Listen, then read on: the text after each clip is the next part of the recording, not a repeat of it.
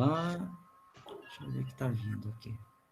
Agora sim. Bom, boa tarde de novo, agora corretamente. Boa tarde a todos, a todas. Sejam bem-vindos ao nosso quinto encontro.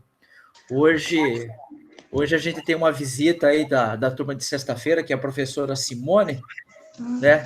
De vez em quando acontece algumas alternâncias assim. Ontem, o professor Daniel, que estava lá comigo na sexta-feira, e aí hoje acho que é só a professora Simone que está de intercâmbio aqui. Mas tá bom, tá ótimo. Acho que o legal quando a gente tem 2 dias para encontrar, assim, às vezes surge um imprevisto, né?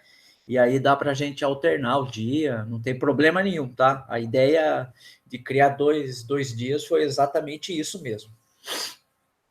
Bom, vamos lá. E aí, como é que tá o tempo aí hoje de vocês? Aqui em Sorocaba tá mais ou menos. Tá um solzinho, aquele solzinho que não vai esquentar muito, vai dar umas 3, 4 horas da tarde e vai esfriar. Aqui no sul, aqui em Porto Alegre, tá fechado, um frio. Tá certo. Eu acho que quem só tá passando calor é a professora Simone. A professora Simone é lá de Pernambuco, né, professora Simone? Sim, Pernambuco, mas aqui está nublado e chuvoso desde ontem. Eita, nós. Então não dá para ir passear lá então para pegar sol. Tá, não. Fica nublado aqui. O restante aqui, o Alberto é aqui de São Paulo também, né, Alberto? A professora Adriane e o Eric são de Sorocaba. Então tá tudo no mesmo tempo. Bom, vamos lá então. Antes de mais nada, deixa eu dar um recado para vocês antes que eu esqueça. Semana que vem é o nosso último encontro. Infelizmente está acabando já. Essas conversas nossas estão sendo muito, muito legais, têm sido muito proveitosas para mim, para entender, né, como é que a educação é no nosso país e como é que vocês, professores, têm atuado nisso. E para mim também entender e ter uma visão melhor da educação. Mas, enfim, tem que acabar, que senão não tem objetivo, fica infinitamente, né? Semana que vem, o último encontro, o meu orientador do mestrado, ele vai participar, e aí vai ser legal que ele vai trazer uma contribuição, ele vai trazer algumas questões relacionadas à interdisciplinaridade, tá? E aí vai ser uma forma de agradecimento meu e dele também, por vocês serem voluntários nesse projeto, tá? E aí vai ser legal que ele tem uma visão bem ampla disso, ele vai trazer uma visão que ele entende da educação, né? E acho que vai ser bem enriquecedor aqui para o nosso encontro. Então, aí, semana que vem, ele vai falar para a gente um pouco dessas questões de interdisciplinaridade, e aí, por conta disso, talvez estenda um pouco o horário, tá bom?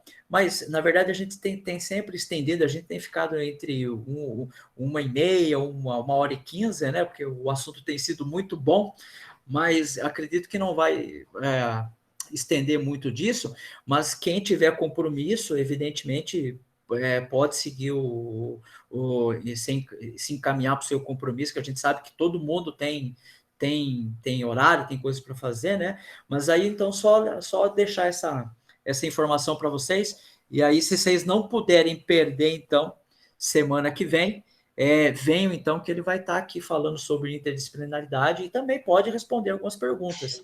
Pode falar, professor Gislaine.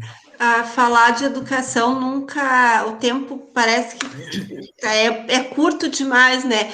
Nós podemos passar aqui dias e dias e dias falando e sempre cairíamos em paradigmas, em quebras de paradigmas, né? É muito bom falar de educação. Sim. E ouvir também, né, professor? Porque eu também eu aprendi muito com as suas aulas, com muita coisa. Não consegui ainda fazer o da corda, porque a gurizada ainda está lenta no pensamento, né? E aí eu não cheguei ainda nas funções, mas assim que eu chegar eu faço, vou gravar e depois eu lhe mando. Não, fique tranquilo. Esse cenário está complicado para a gente mesmo, né? Tá difícil. Essa semana que está terminando, lá no meu trabalho a gente está com umas questões de alternância de dias, então para não ficar muito... Além dos problemas de acesso que os alunos têm, né, para estar fazendo aula online, existe essa questão da sobrecarga, né, porque, querendo ou não, inevitavelmente, essa questão de dar aula remotamente está sobrecarregando os alunos, né, e também nós, né? Então, lá eles estão fazendo tipo de um rodízio, assim, né?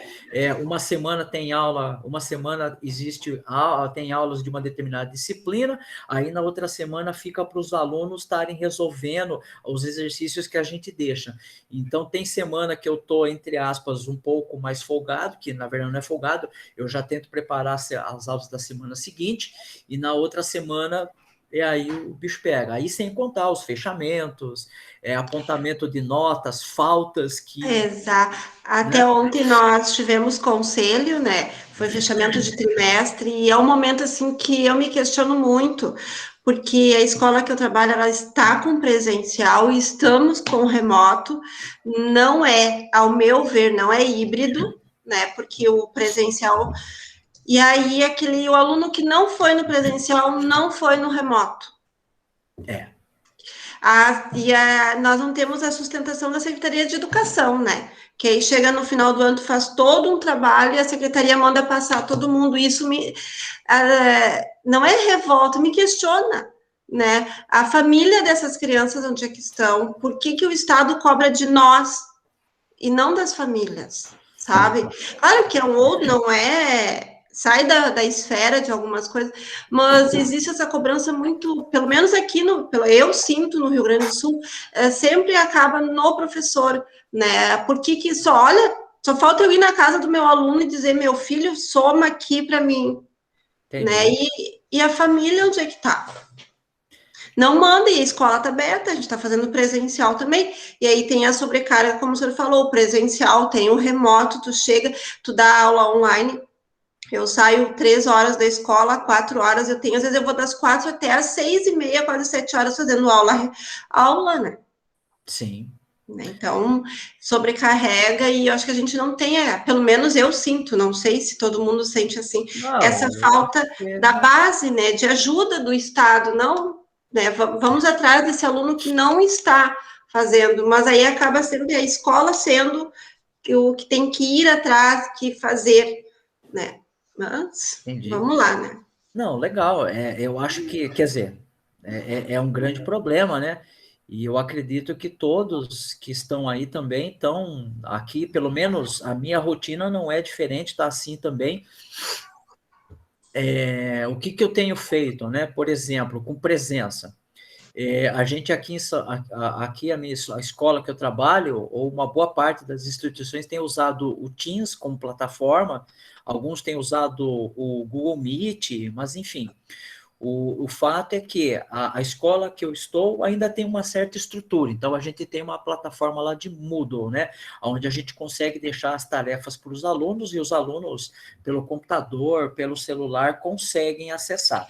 Não é 100%. Tá? Mas, tipo, a maior parte, sei lá, uns 90% estão conseguindo. Isso agora, no começo estava pior. Mas como é que eu tenho feito, por exemplo, a presença?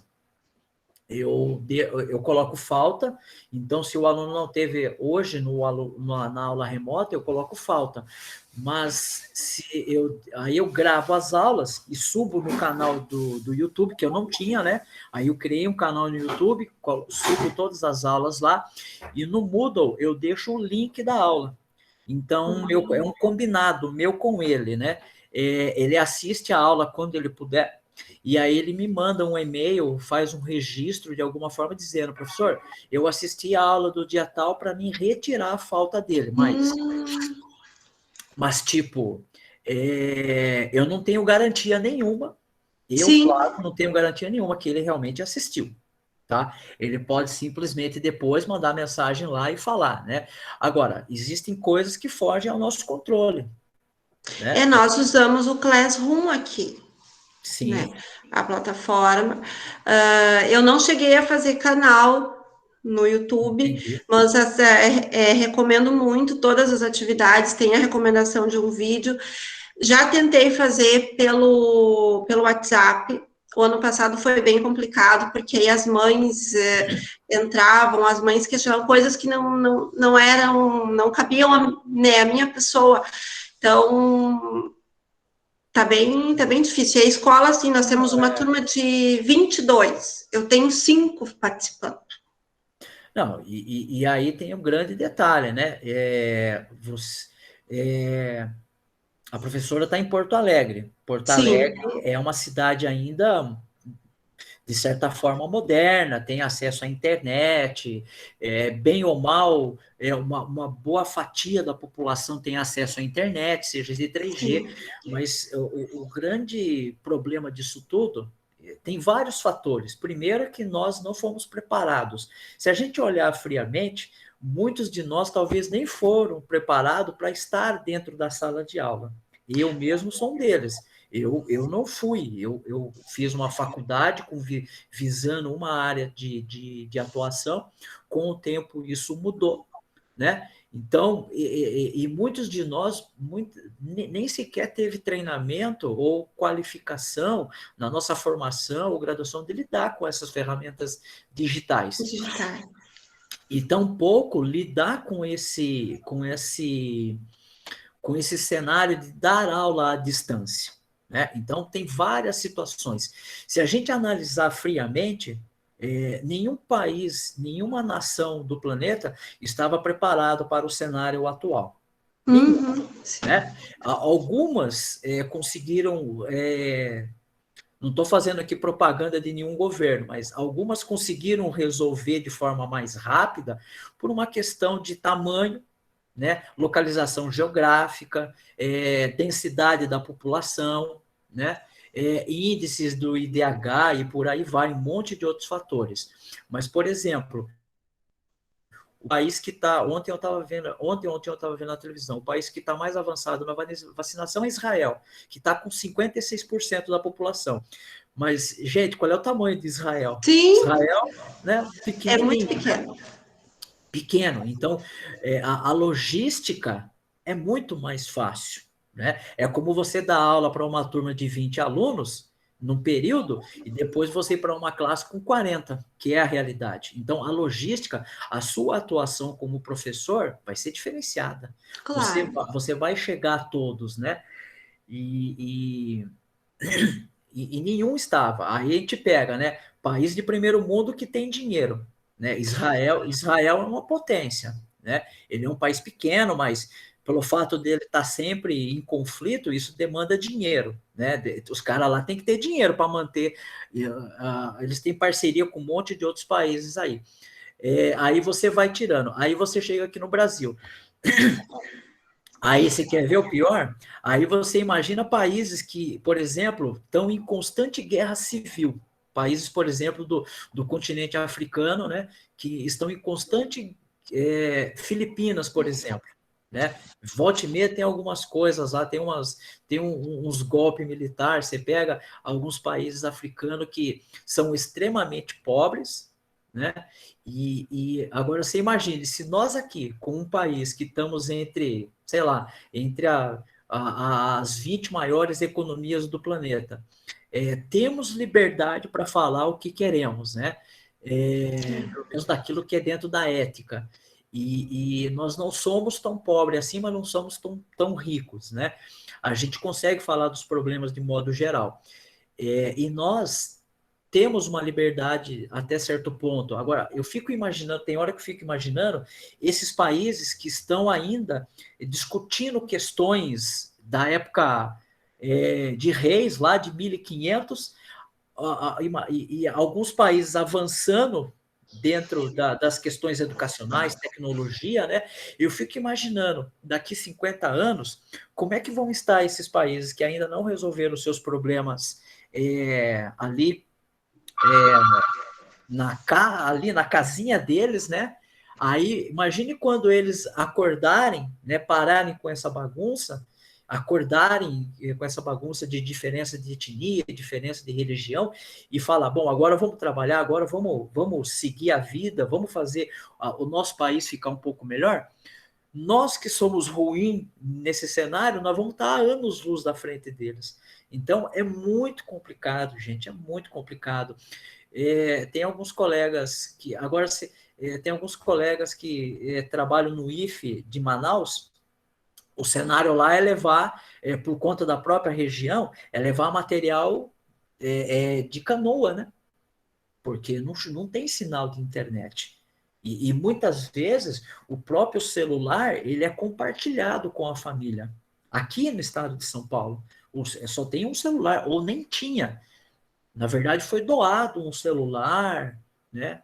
E ele é compartilhado. Então, tem muito problema.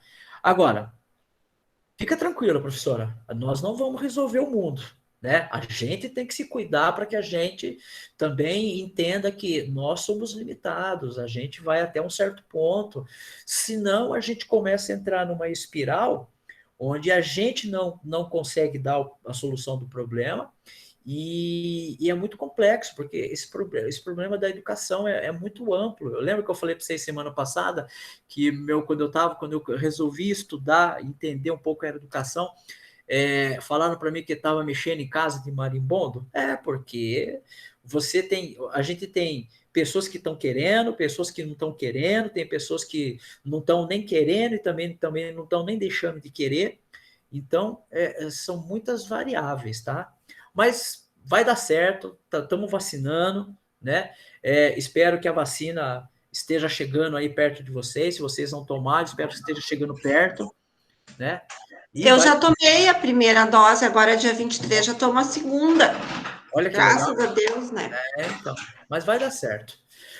Mas vamos lá, então, né? Então, aproveitando, né, isso tudo, eu queria hoje, então, falar um pouco para vocês falar um pouco sobre magnetismo, essas questões de bússola, né, orientação, o posicionamento de uma pessoa dentro de um plano, né? Eu lembro que quando a gente falava disso, nas aulas de geografia, a gente falava sobre rosa dos ventos, né? Norte, Nordeste, Sul, né?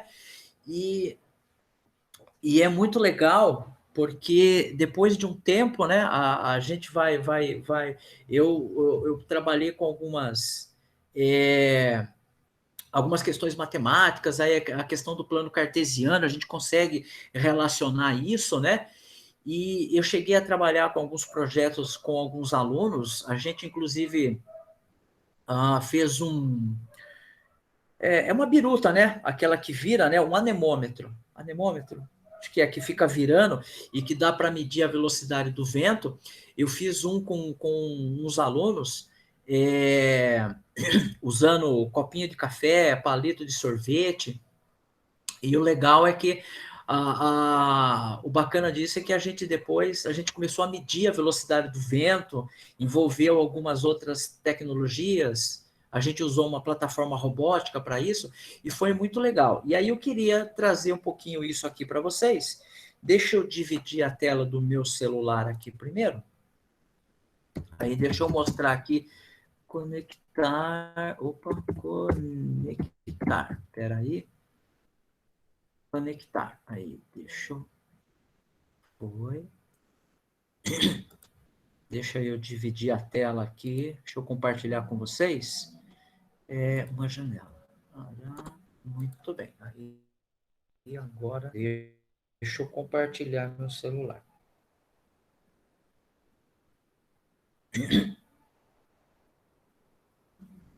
Ali. Conectando.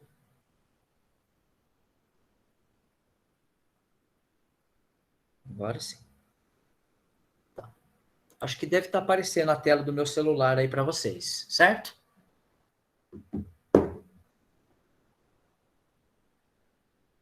Acho que deve estar já, né?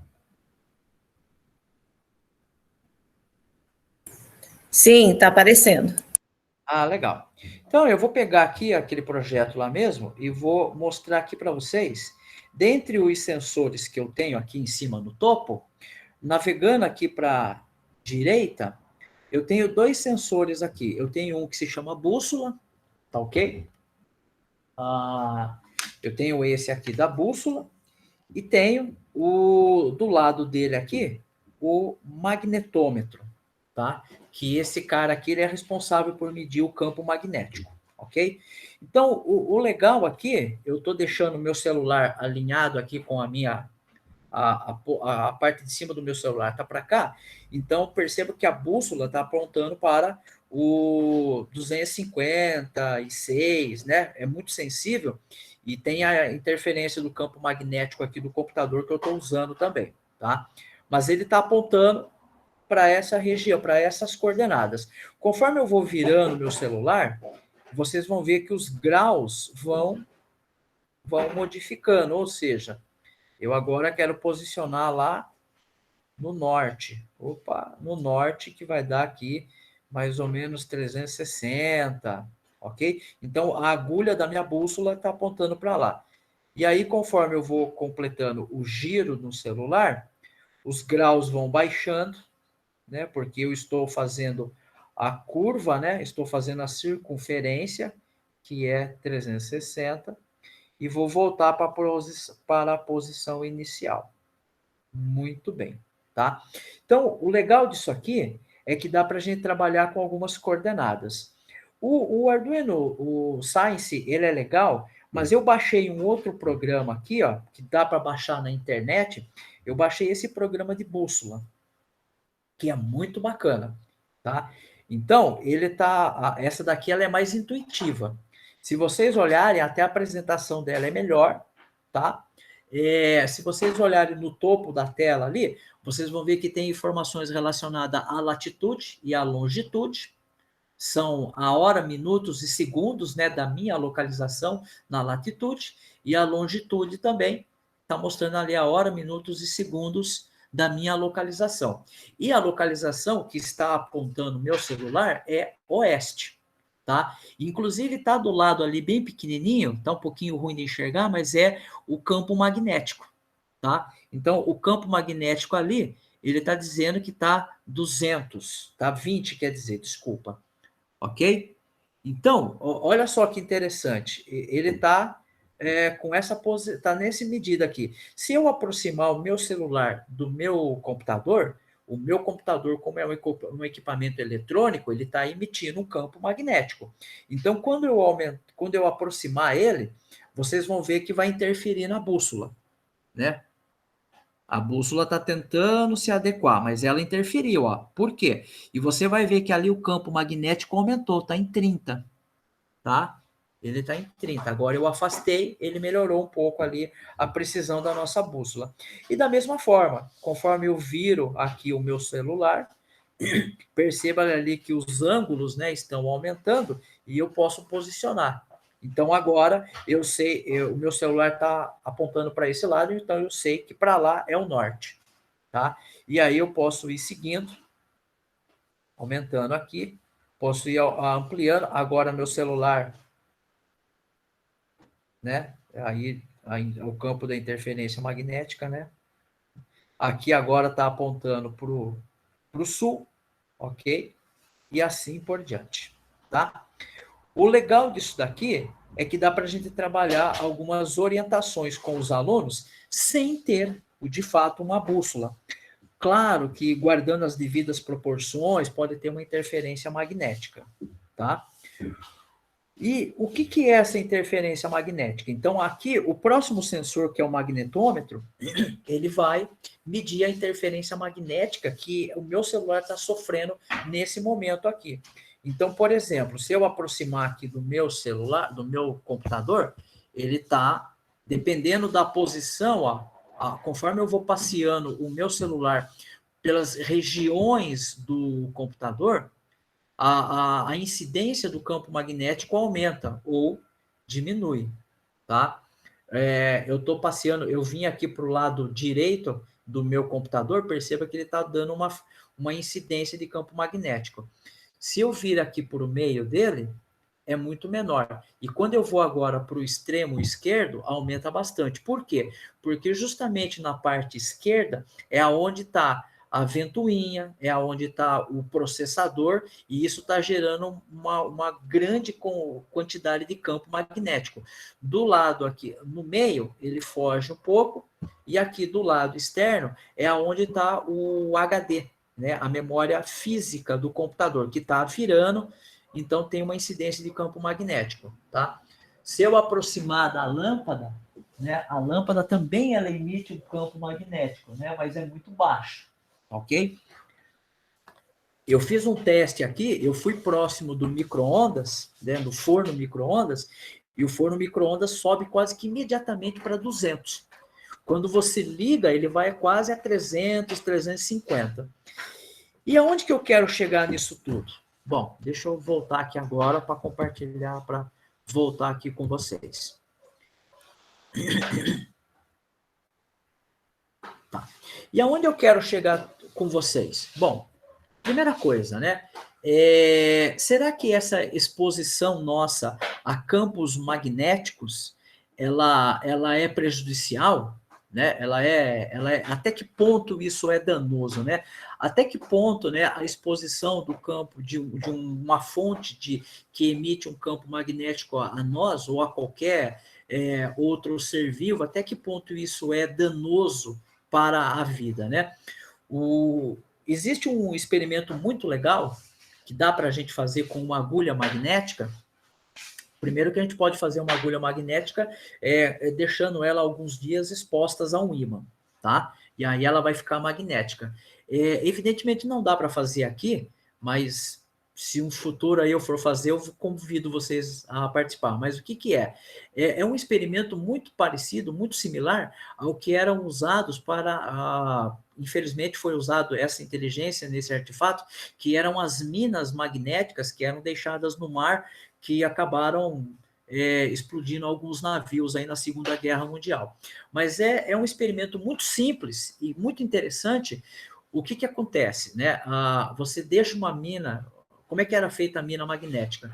Você tinha uma agulha magnética que era posicionada de um jeito, né, muito cuidadosamente, e aí quando um navio se aproximava, tinha gente que achava que era quando o navio tocava na mina magnética, mas não era. A mina era acionada quando ela era exposta a um campo magnético. E aí o que acontece? Então, por que era exposto a um campo magnético? Os motores dos navios, que eram a diesel, a combustão, eles viravam. Então, eles produziam energia elétrica. Uma o fato do motor girar a combustão de carvão, a diesel, que seja, ele também produzia energia elétrica através do dínamo, que mantinha os outros equipamentos elétricos do navio. E, consequentemente, isso gerava um campo magnético. Então, quando chegava perto do navio, essa agulha, ela entortava, ela balançava. E quando ela balançava, ela fechava o curto, fechava o circuito elétrico e, infelizmente, detonava a carga explosiva que estava ali, né? A gente tem aplicações disso no mundo real.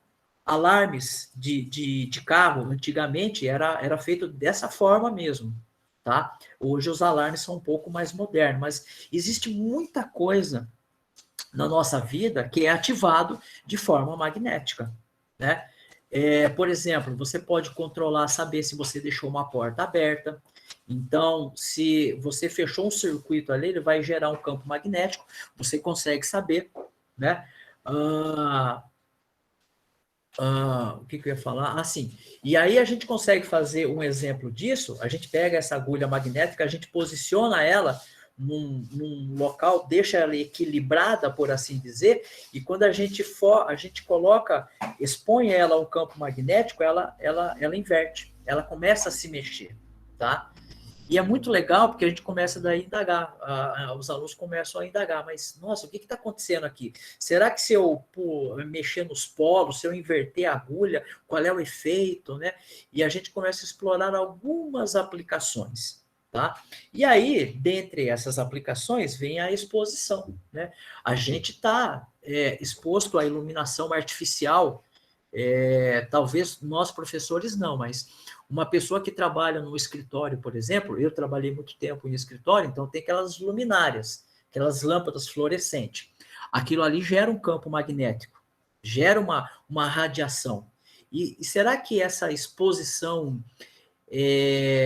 8 horas por dia, ao longo de 30 anos de trabalho, o que será que isso vai gerar na nossa pele, né? A gente já falou um tempo atrás aqui que a gente acabou condenando, né? O sol, não lembro se foi aqui, estava aqui, que condenou o sol por causa da queimadura, mas o sol não é totalmente maléfico, ele é bom, a gente precisa do sol para algumas vitaminas, tá? E aí a gente começa essa discussão, né? A gente começa essa provocação, né? E como é que vocês acham isso? Como é que está chegando? Como é que... Eu vou até colocar aqui a pergunta aqui para vocês. Aí eu queria que todos dessem a sua contribuição. Eu vou colocar aqui, deixa eu colocar a pergunta aqui, mas eu vou falar ela, tá? Vamos lá.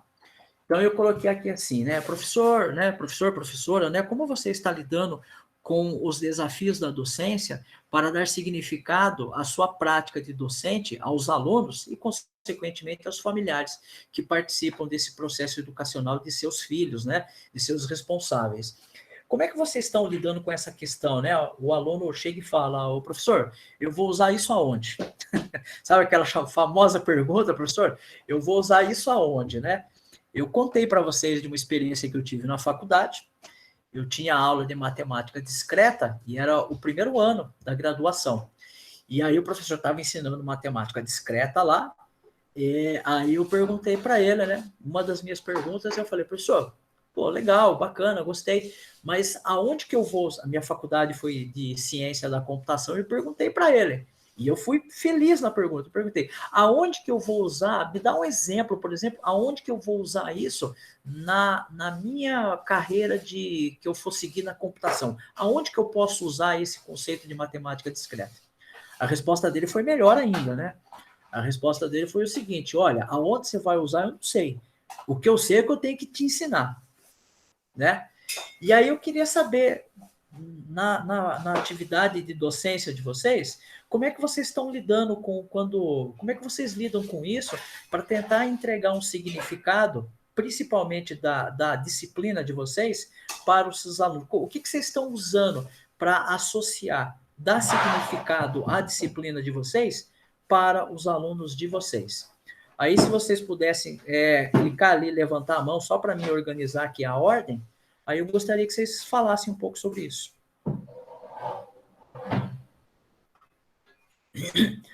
Professor Alberto, pode falar.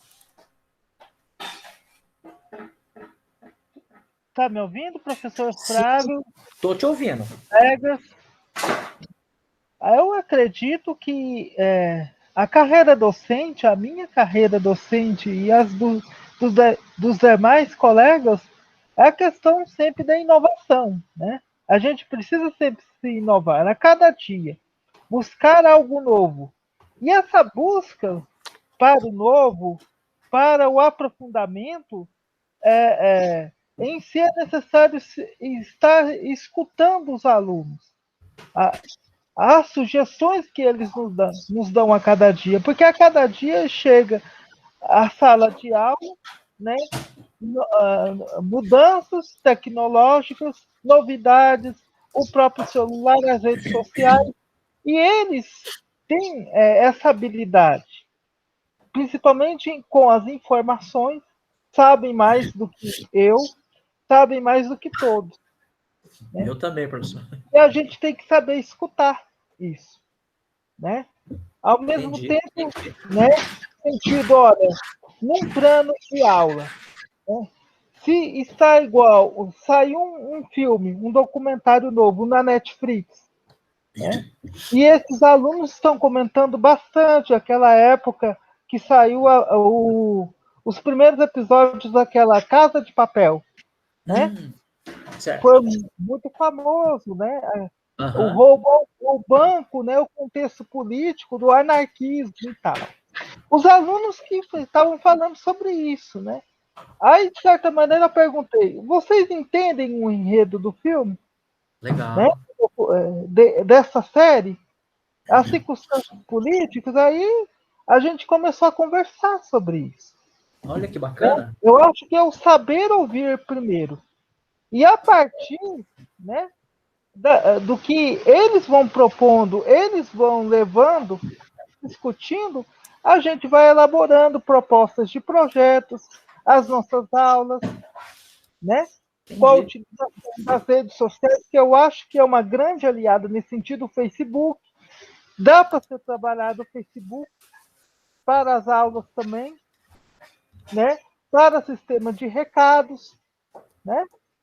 Criando um grupo, um perfil com um grupo de alunos, né? Aham. Porque eles acessam a todo momento as redes sociais. E isso é muito importante, né? Na Entendi. nossa prática docente. A Sim, gente entendi. aprende com eles, né? Fazer um compartilhado, né? A gente tem um conhecimento, né? E a gente achar que a gente é dono de todo o conhecimento é muita pretensão. Eles também trazem conhecimento para a gente, né? Mas legal, eu gostei da ideia dessa fala. Eles estão é um assunto e o professor é de história, inclusive, né? Pode até explorar essa questão histórica, né? O que aconteceu, esse banco, como é que foi, a É, questão política na época, bacana. exatamente. Achei interessante a abordagem. Legal, maravilha. Obrigado, professor. Professora Adriana, quer falar? Olá, boa tarde. Estão me Boa tarde. ouvindo? Sim, estamos, professor. Eu concordo realmente com o professor Alberto. Nós temos que ouvir nossos alunos mesmo. Mas eu acredito também que a evolução, o ensino, apesar da gente ainda estar num ensino no Brasil retrógrado, atrasado, mas evoluiu muito. Então, eu acredito que os livros didáticos têm nos ajudado bastante, sabe? Quando a gente faz reunião do PNLD para escolher o livro didático que vai ser a opção da escola, né? A gente analisa muito agora os exercícios, as habilidades que estão dentro do currículo paulista, e eles trazem agora uma lista enorme de exercícios contextualizados. Né? Não é mais aquele negócio, eu falo em matemática, que era só ensinar a técnica, o algoritmo e pronto.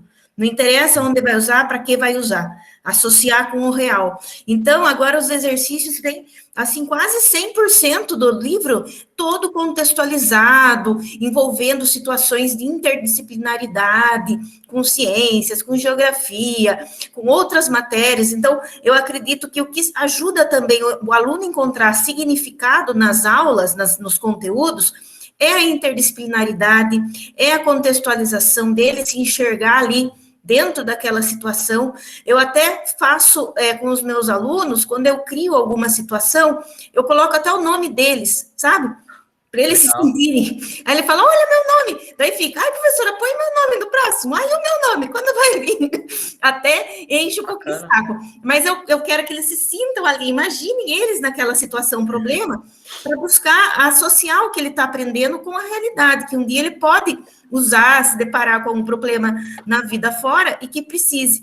E uma outra coisa também que eu acho que é fundamental, a partir agora de 2020, que começou a pandemia, é o celular. Ele passou de ser vilão para o nosso grande aliado, porque antes na escola tinha lá preso no corredor, dentro da sala, aquele cartazinho lá, é proibido o uso de celular em repartições públicas, não sei o quê, não sei o quê.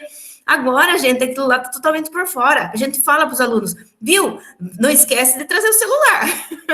Porque tanto para uma simples conta, um cálculo, usando a calculadora, como uma pesquisa, né? Usar um aplicativo. Então, eu acredito que o celular se transformou num potente aliado nosso. Porque, bem ou mal, a maioria quase tem, né? Aqui na nossa escola, minha escola, a maioria, assim, eu acredito que 90% dos alunos tem um celular, certo? E eu acho que é por aí, a gente tem que ir procurando realmente o que está aqui na atualidade. O celular, as redes sociais, os aplicativos tem N aplicativos, né? A gente vai pesquisar, tem aplicativo para tudo, até para você, acho que piscar o olho deve ter aplicativo. Deve ter. Não é? Ter, sim. Então, é por aí a minha contribuição. Não, legal. Eu acho que envolver o aluno dentro de um cenário para que ele possa se visualizar, eu acho bacana, porque ele entende, né, que ele é parte desse cenário e ele acaba se envolvendo, né? Mas muito bacana, legal. Mais alguém? Eu concordo com o que os meus colegas falaram.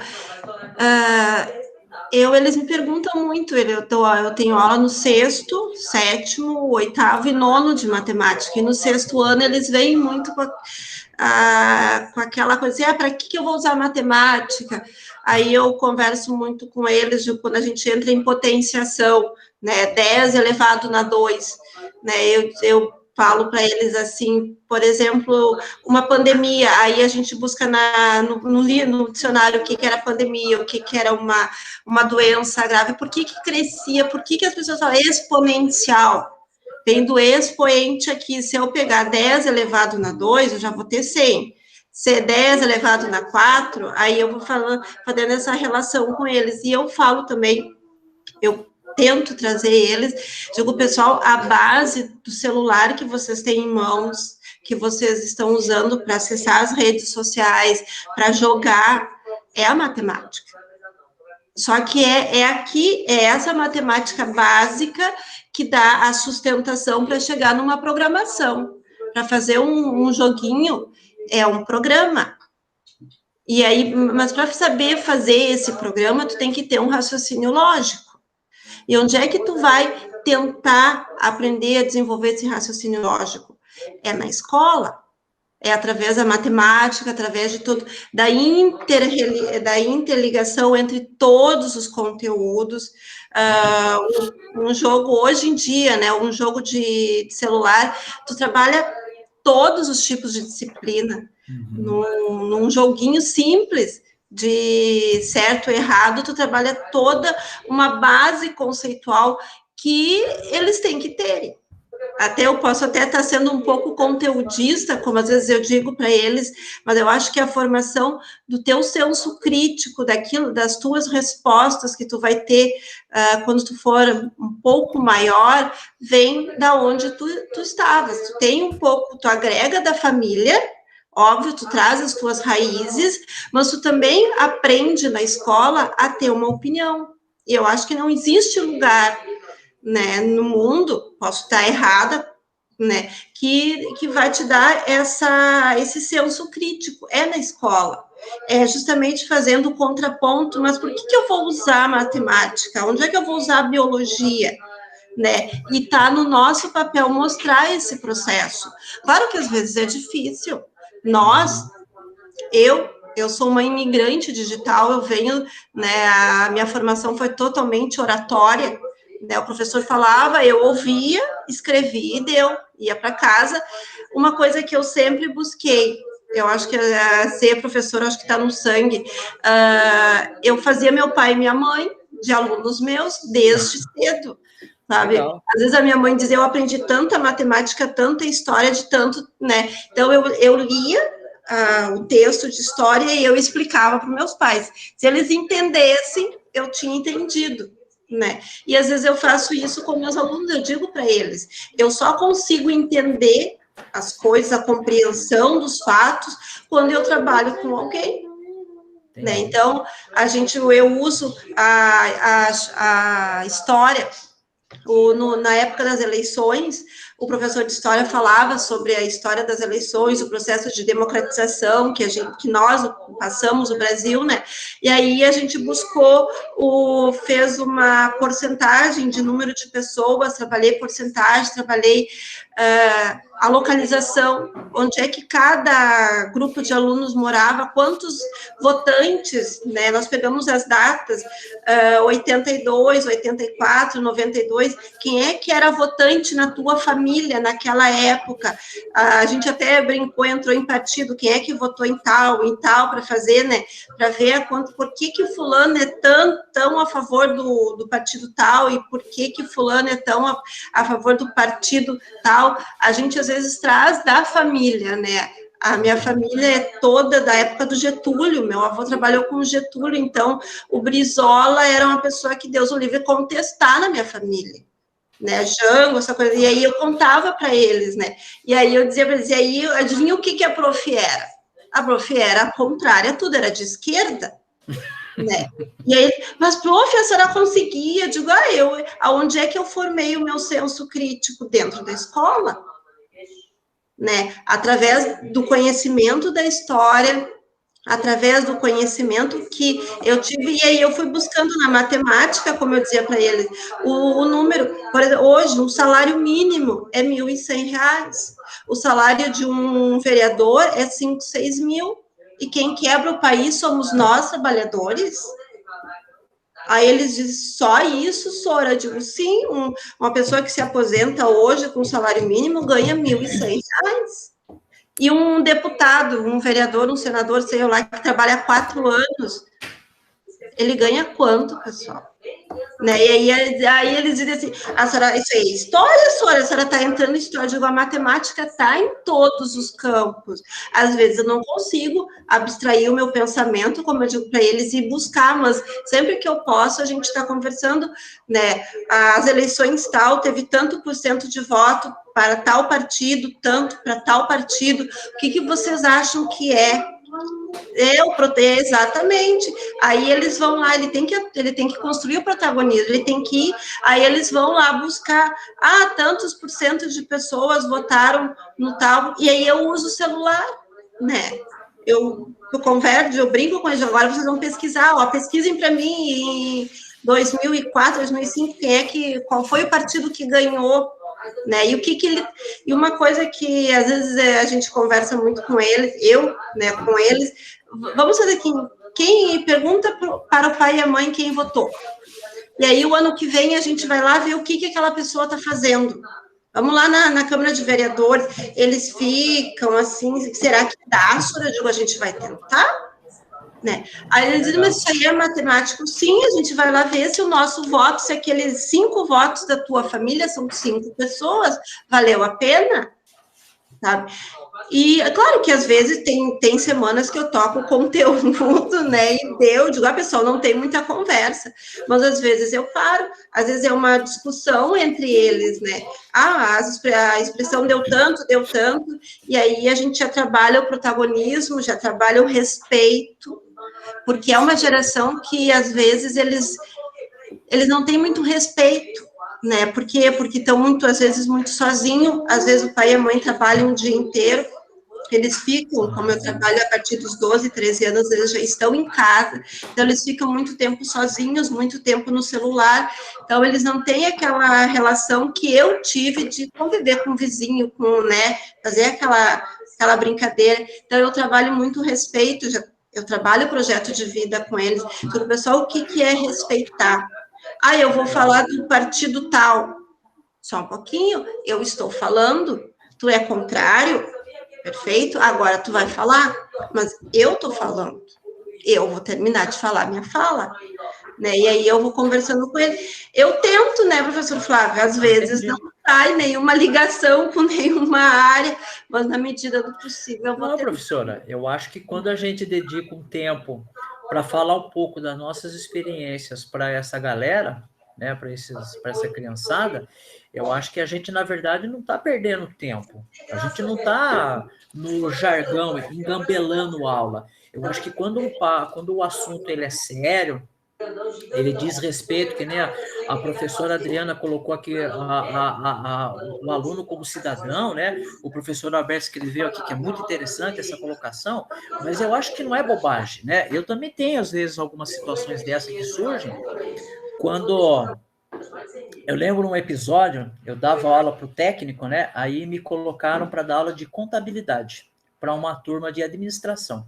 Aí eu falei, tudo bem, eu não sou formado em contabilidade, mas trabalhei resolvia problema de contabilidade quando eu trabalhava com gestão hospitalar, e no banco era uma das atividades principais minha lá dentro. Eu lembro até hoje que tinha um rapaz, né? Tinha um rapaz na sala de aula, porque primeiro dia de aula, na verdade eu estava substituindo uma professora que estava saindo de licença maternidade.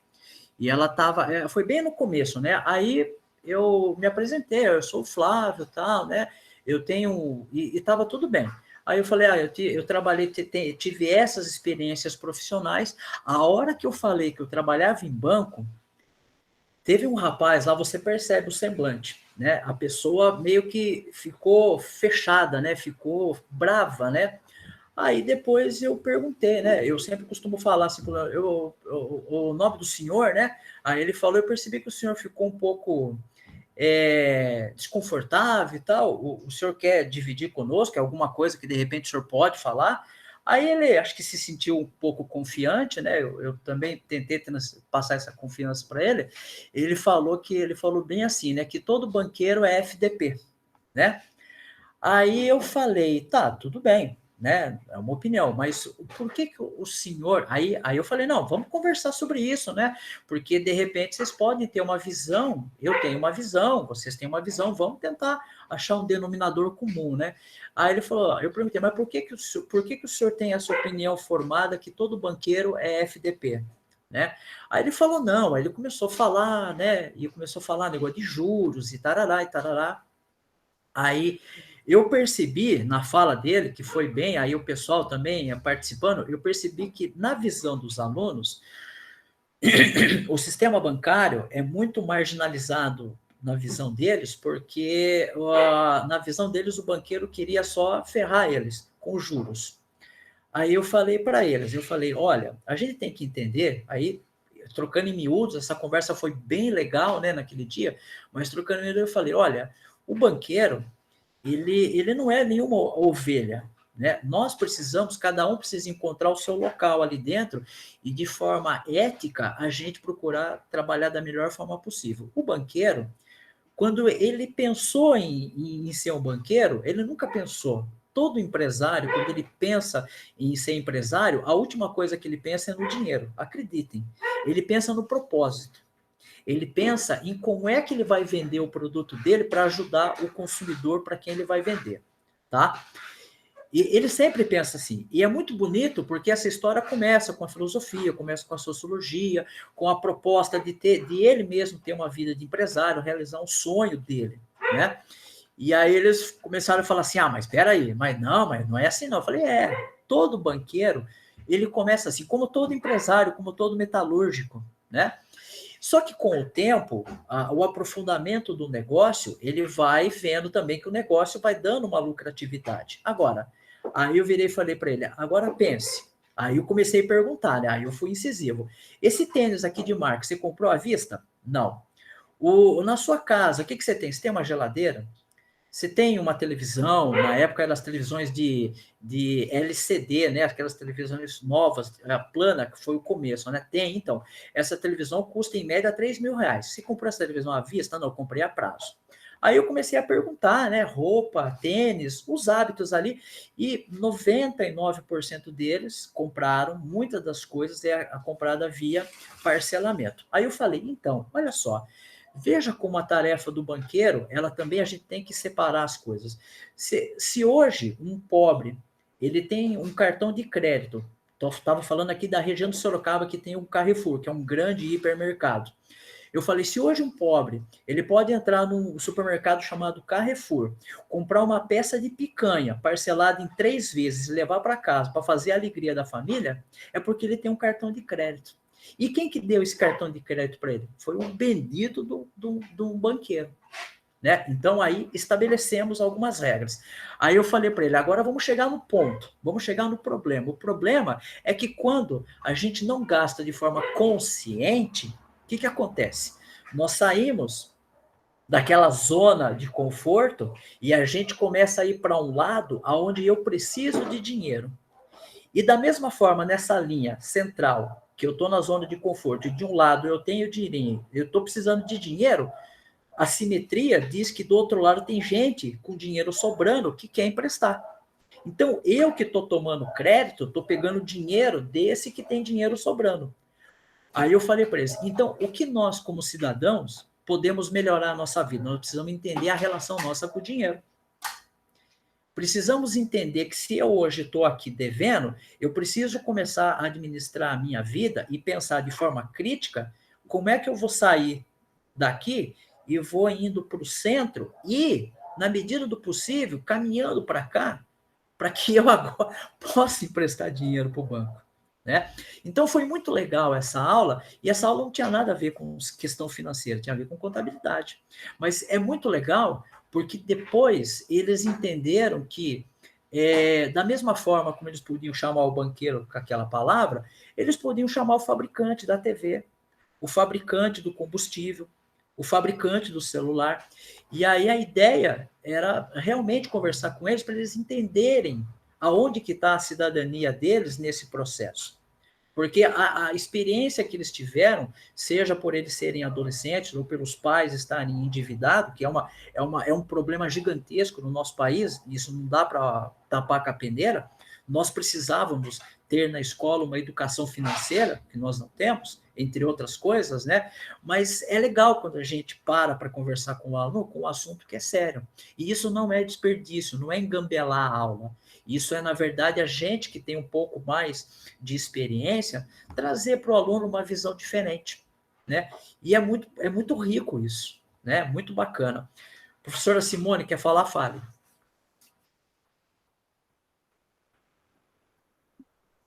Boa tarde. Boa tarde, professora. Então, né, sobre a pergunta que está relacionada a como é que a gente dá significado à nossa prática docente, aos alunos e familiares. Neste caso, né, eu acho que a nossa prática docente, ela fica muito mais próxima dos alunos do que dos familiares, porque eu acredito que, assim, a escola hoje, na minha realidade, ela tem dificuldade de aproximar a família da escola, né? Então, isso ainda é um desafio enorme, né, de trazer a família para a escola, né, parceira da escola. No que diz respeito à atuação na sala de aula, tem muitas coisas que, quando eu começo a dar aula, né, sempre início de turma, eu sempre reflito com os meus alunos sobre o papel da escola. Por que eles estão ali? Eu faço uma pergunta para eles, aí, se escolar, a pessoa obrigada, por causa da sua família, então sempre tem aqueles motivos, né, que fazem eles estarem na escola, outros porque gostam de estudar. E eu acho que uma das coisas importantes para a gente refletir com os alunos é isso, né? Qual o papel da educação, da escola, porque eles estão ali. E eu sempre falo o seguinte, né? Que existe uma diferença muito grande do papel da educação e do papel da escola hoje, porque desde os nossos primórdios, que a educação surgiu, né? Que é levar o homem ao conhecimento do mundo. Na verdade, essa é uma das bases da educação. E anteriormente também, a educação era tratada como um papel de desenvolvimento das virtudes. Quando o homem eleva, tem um conhecimento do mundo, né, ele passa a conhecer suas virtudes, o seu papel no mundo, né, a importância dele no cuidado com a sua família, principalmente, né, porque existia a família sempre foi a base da sociedade, então tinha muito isso da educação. Desculpa. Não, tudo bem.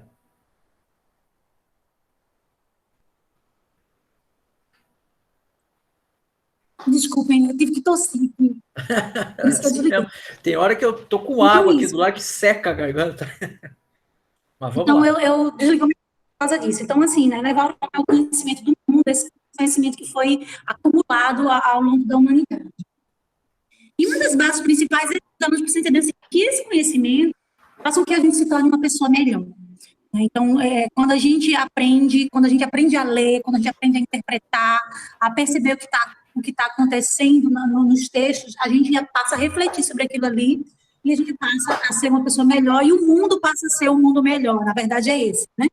Uhum. Então, como eu sou da área de humanas, da área de história, eu sempre tenho esse discurso, sabe? Que é isso, o papel do conhecimento é você ser uma pessoa melhor. Como é que isso se reverbera na minha prática pedagógica? Como é que se consolida no desenvolvimento do conteúdo? Porque a escola hoje, ela é muito, muitas coisas deixaram de existir, né? A escola hoje se tornou muito técnica, né? Ensina o aluno a ser uma profissão, a gente é obrigada a dar aula para o aluno fazer o Enem. Então, a finalidade, como eu sempre disse em outras ocasiões, é essa.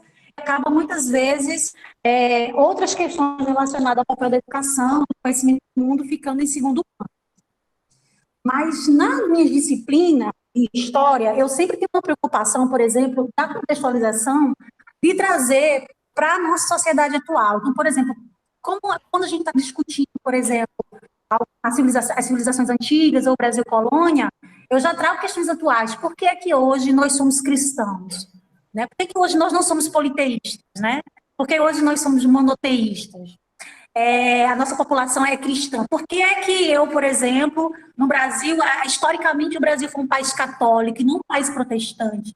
Isso tem a ver com a nossa história, tem a ver com o passado histórico. Então, é esse conhecimento que faz com que a gente tenha essa percepção atual. Por que hoje a gente fala português e não fala espanhol? Não, eu só mostrei que eu estou lendo. Ah, ótimo!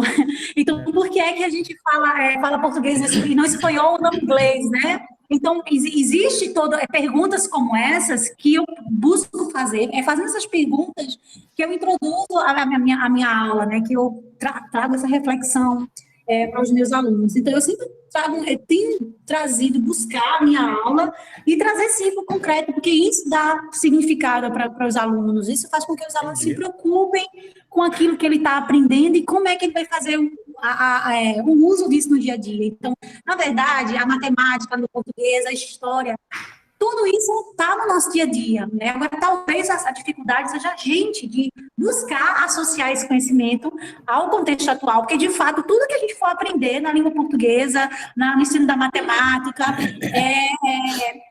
na história, na geografia, a gente usa no dia a dia, a gente só precisa associar isso com os conteúdos curriculares, né? Então, assim, na aula de história, acho que uma das maiores preocupações que eu trago é essa, sabe? A busca pelo conhecimento, e aí esse conhecimento que você vai ter é que você vai decidir o que você faz com ele, se você o ignora ou se você o considera para o seu mundo, né? Para a sua vida, para a sua família, para o seu entorno social, porque hoje a gente vive eu acho que é um dos momentos mais sombrios da história, né? Onde todo mundo é julgado pela sua posição política, pelo seu partido que vota, né? Então, se você optar e não discutir politicamente, você é frio, você é morno, aí as pessoas começam a dizer que está do lado do diabo, alguma coisa desse tipo, né? Então, todo mundo, ou você é gado, ou você... Então, enfim, existe hoje, nos dias atuais, a gente vive um momento sombrio muito grande, porque justamente as pessoas querem ter a liberdade de expressão, mas não querem que o outro tenha, né? Elas querem impor as suas verdades, né? Aquilo que ela considera que é verdadeiro. Então, apesar de hoje a gente ver um discurso que a gente está numa democracia, a gente vive num momento tipo assim, mais sombrio de você expor a sua opinião. Porque você não pode expor a sua opinião se o outro descobrir que você não é do lado dele, e você já começa a ser não encontrei um adjetivo legal para utilizar, mas é tipo assim, você acaba sendo do lado enfim, não vou utilizar uma palavra inapropriada. Mas, assim, é isso, sabe? Eu acho que o papel da educação é esse, fazer com que a sociedade reflita sobre o seu lugar no mundo, né? Sobre o que nós vamos fazer com esse conhecimento, é um papel nosso, né? Então, hoje, por exemplo, ninguém pode ser um cidadão comum.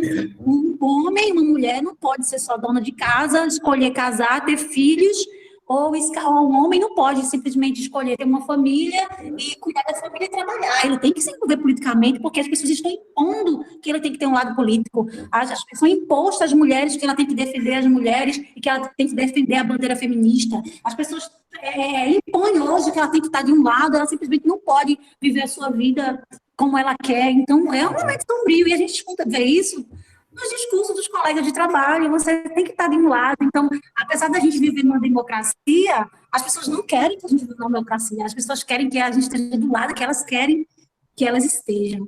Então, isso é sombrio para a educação, né? Principalmente para nós que somos professores. O grupo de professores é um dos grupos mais difíceis de viver. É um dos profissionais mais difíceis de conviver. Professora, eu acho que, na verdade, é difícil porque a gente está nele. Para você ter uma ideia, hoje, coincidentemente, a professora entrou no assunto, eu faço parte de uma rede chamada LinkedIn, e aí tem algumas aqui, e veio uma discussão na rede, e coincidentemente bateu com a fala da professora em proximidade.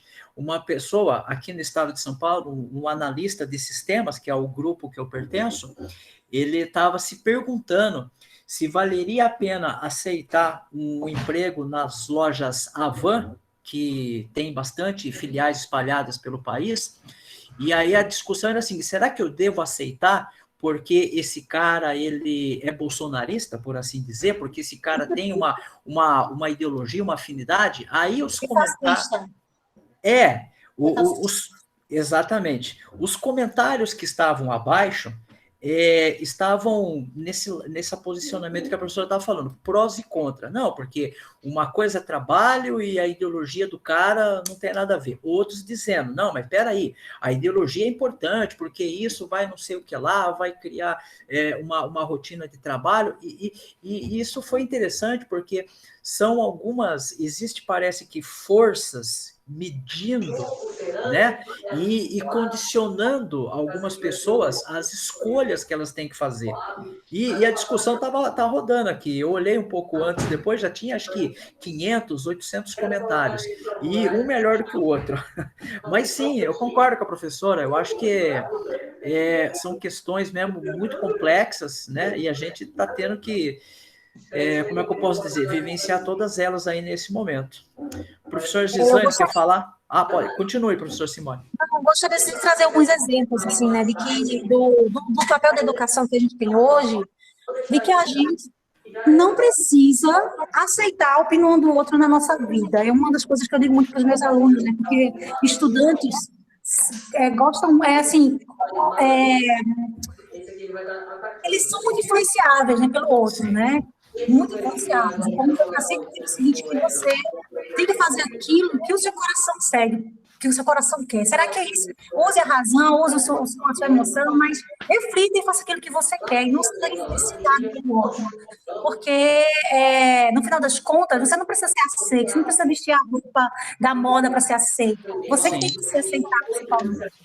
Né? Verdade. E a gente a escola é esse espaço, assim, sabe, né, de crescimento, de angústia, de descoberta.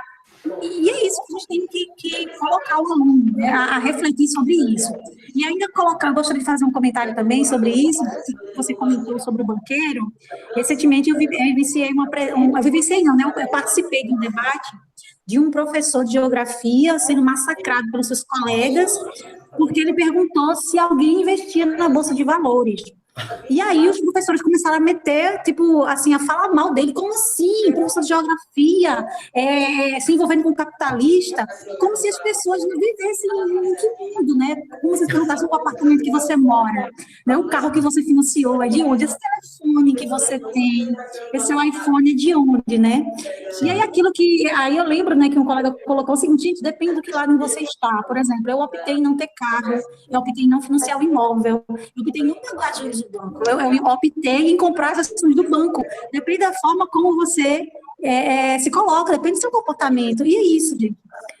A gente precisa refletir sobre a educação, e a gente que somos professores, a gente precisa ter muito cuidado nisso, porque eu vejo muitos colegas que não dão aula, eles querem influenciar muitos alunos, influenciar no comportamento, influenciar politicamente, influenciar no debate, influenciar, inclusive, no julgamento que um colega tem com o outro, que vira aluno na sala de aula, chamando o outro de fascista, chamando o outro de seguidor, de presidiário. Por quê? Porque a escola começou a abranger conteúdos que não eram assuntos que não cabiam naquela ocasião. E eu digo muito isso, assim, com muita vergonha, inclusive, porque colegas de trabalho influenciam muito isso, sabe? Eu vejo, apesar eu não acho que isso é uma unanimidade, eu acho que existem casos isolados, mas eu vejo muito, uma influência muito grande na escola de professores acirrando, sabe, esse debate político na sala de aula e causando mais ainda tensão. Eu acho que eu já me alonguei demais. Não, que é isso. Foi bem legal. O professor Gislaine quer falar alguma coisa? Fala. Não, essa última colocação da professora Simone é muito importante, né? Que eles perguntam qual é o seu partido, aí eu digo para eles assim, o importante não é o partido, né? Eu sou qualquer um. Tem que ver qual é o objetivo do partido, porque eu acho que a escola, ela não tem que formar, né, padronizar. Eu acho que a escola é informar. é informar o aluno os tipos de política, os tipos de democracia. Eu brinco com eles que eu vivo numa falsa democracia. E eles me olham assim, como assim, professora? Porque eu tenho que votar, eu sou obrigada a votar para mim poder ser cidadão e existir. Isso aí é democracia em que tu obriga alguém a votar em alguém, você, né, eu digo, os Estados Unidos é uma democracia e não é assim, né? Claro que nós estamos caminhando, isso aí é um processo, mas eu sempre falo para eles que o importante não é tu ser isso ou tu ser aquilo, é tu buscar argumentos para tu optar pelaquela posição. Na minha família, eu sou chamada de socialista. Meu irmão é bolsonarista, né, doente, é militar, e aí ele me chama de socialista, porque, né, aí eu digo, não, tudo bem, eu aceito, mas a gente já teve brigas feias, assim, em função de partidos políticos, que teve a época que eu defendia, né, e aí ele era contra, mas isso é o crescimento, é crescer, é saber debater. Claro que aí tem um vínculo familiar, aí tu acaba relevando muita coisa, né? Mas no aluno também ele tem que aprender, e isso eu bato muito neles em projetos de vida, vocês têm que saberem ouvir. Primeira coisa é saber ouvir. Se o fulano tá errado, se ele tá, né, se vai contra aquilo que a tua pessoa acha, primeiro tu ouve. Porque em casa, quando a gente está aprendendo a falar, o que a gente faz? A gente ouve a mãe a dizer, isso aqui é água, isso aqui é pão, isso aqui, vocês estão ouvindo. E por que agora vocês perderam esse dever de ouvir? Vamos ouvir a colega, o que ela tem para dizer. Uma vez eu fiz um debate de partidos, cada um defendeu um tipo de partido, a gente foi buscar lá no Google o que era o PDT, o PSTB, todos, né, e cada um defendia o seu partido. Digo, viu? Isso aqui é um debate, vocês estão aprendendo e eu também. Sim, por isso que os políticos vão fazer o debate lá na televisão, claro que muita coisa, às vezes, é conduzido, mas é para isso que serve. E para mim, isso é educação, eu digo para eles. Eu trabalho religião com eles, e eu entro em doutrinas religiosas com eles, né? E aí eu tenho uma aluna que é racionalista cristã. Cristão racionalista, eu nem sabia. Tem um templo aqui, em Porto Alegre, eu passava na frente, mas eu achava que era alguma coisa da Igreja Católica, e aí ela veio me mostrar que não, que ele trabalha toda a parte de física quântica, é uma outra linha, e aí eu disse para eles, pessoal, eu estou aprendendo, nós, professores, estamos sempre aprendendo com vocês, né? Aí ela trouxe todo o fundamento, a gente conversou, falamos sobre a luterana, né, a criação da luterana, como é que foi criado com Lutero, com Martinho Lutero, o que ele ia contra, né, os prós e os contras. Digo, isso aqui, aí uma aluna me disse assim, professor, isso aqui não é religião, isso aqui é história, a senhora está falando das guerras santas. Digo, mas a história, a religião é história. A religião e a ciência caminharam muito tempo juntos, pessoal. Entendi. Depois de algum tempo que houve uma separação, né? Mas a gente sempre tem, o ser humano ele tem que ter a fé e o conhecimento. Sem fé a gente não vai a lugar nenhum, mas o que é fé? Eu brinco com eles, digo, é aquela vontade que vem da alma, que é o que tu traz, né? Tu tá com uma vontade de fazer uma coisa boa, tu vai e faz, porque o universo, aí eu brinco, aí tu entra na física, o universo te traz de volta. É a terceira lei de Newton, ação e reação. A mecânica quântica, a física quântica, eles adoram quando a gente entra em física quântica para falar, né?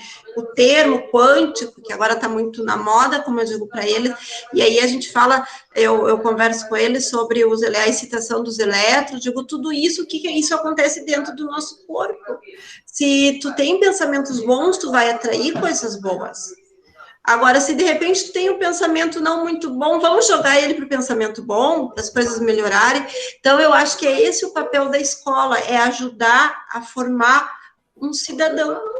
Mas a gente não vai formar um cidadão também só conversando, né? É buscando nos lugares, na ciência, na história, na geografia, em todas as áreas, na arte. Digo, a gente aprende arte, não é pintar. Eu digo para ele, existe toda a história, cada escultura tem uma história, tem uma pessoa por trás que construiu, tem uma matemática, a gente vai ver, tem muita matemática dentro de uma escultura, né?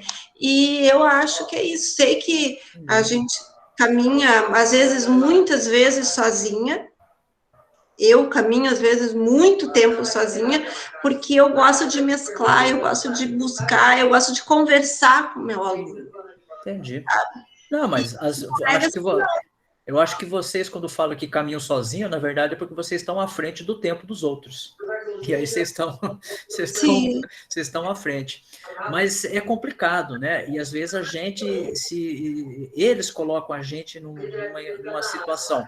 Eu lembrei, na fala da professora Simone, eu lembrei de um exemplo, um momento que eu dou aula de tecnologia, estava dando aula de banco de dados. E a base do banco de dados é armazenar as informações. Aí eu estava falando para eles, era do integrado, então já é uma galerinha que estava no segundo ano do ensino médio. Aí eu falei, aí tem um dado lá que precisava armazenar, o sexo da pessoa, masculino e feminino. Aí, né, um lá levantou, mas professor, peraí, não existe só masculino e feminino.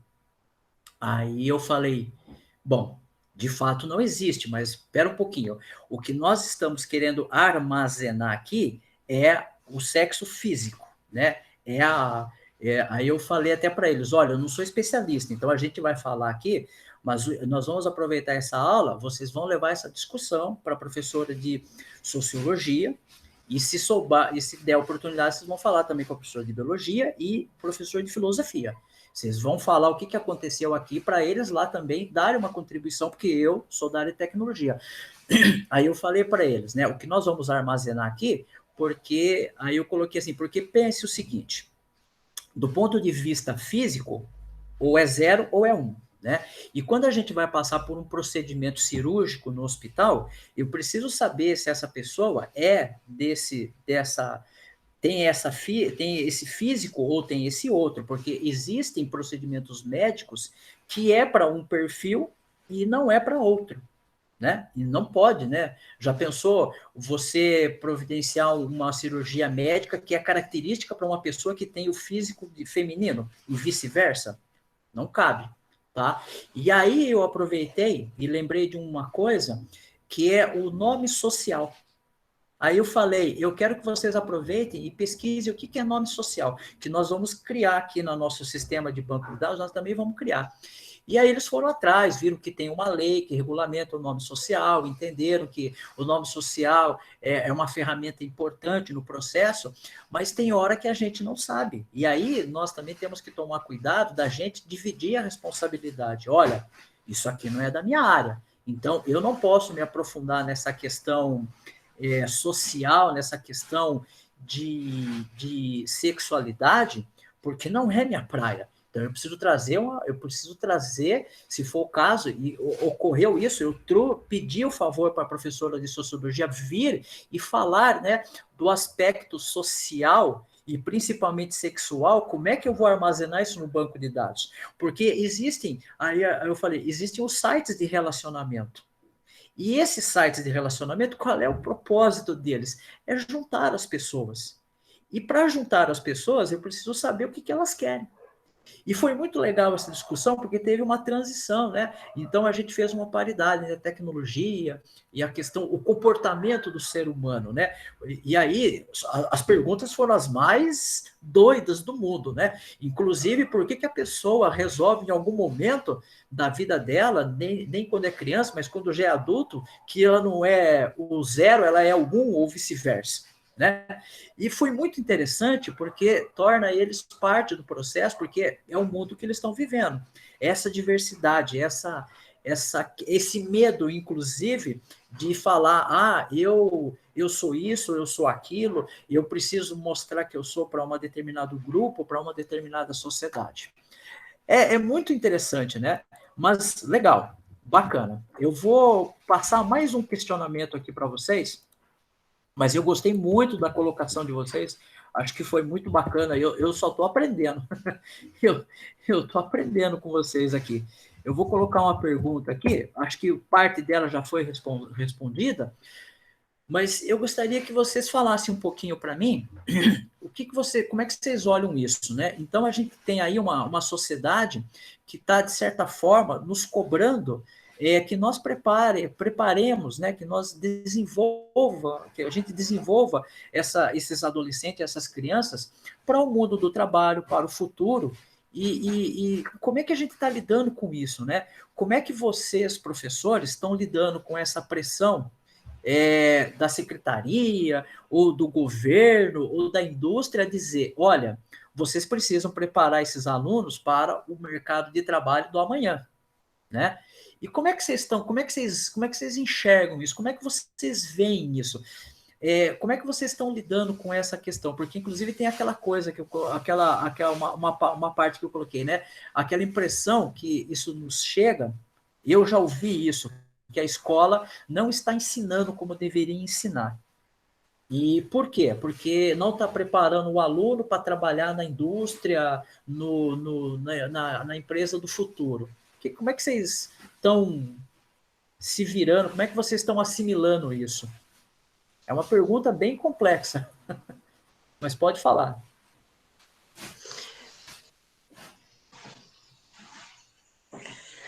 Professora, eu ouço muito, né, isso que nós não estamos preparando o aluno para o mercado de trabalho, mas existe uma coisa assim, por exemplo, o aluno não desempenhou, tá, não teve um desempenho satisfatório, tá, aí a família vai na Secretaria de Educação, bate perna, bate boca, a Secretaria de Educação manda aquele aluno progredir.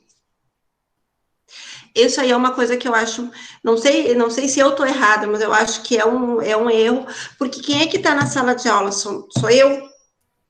Qual é os objetivos do conhecimento, quais são as habilidades que eu queria que o meu aluno atingisse? São essas.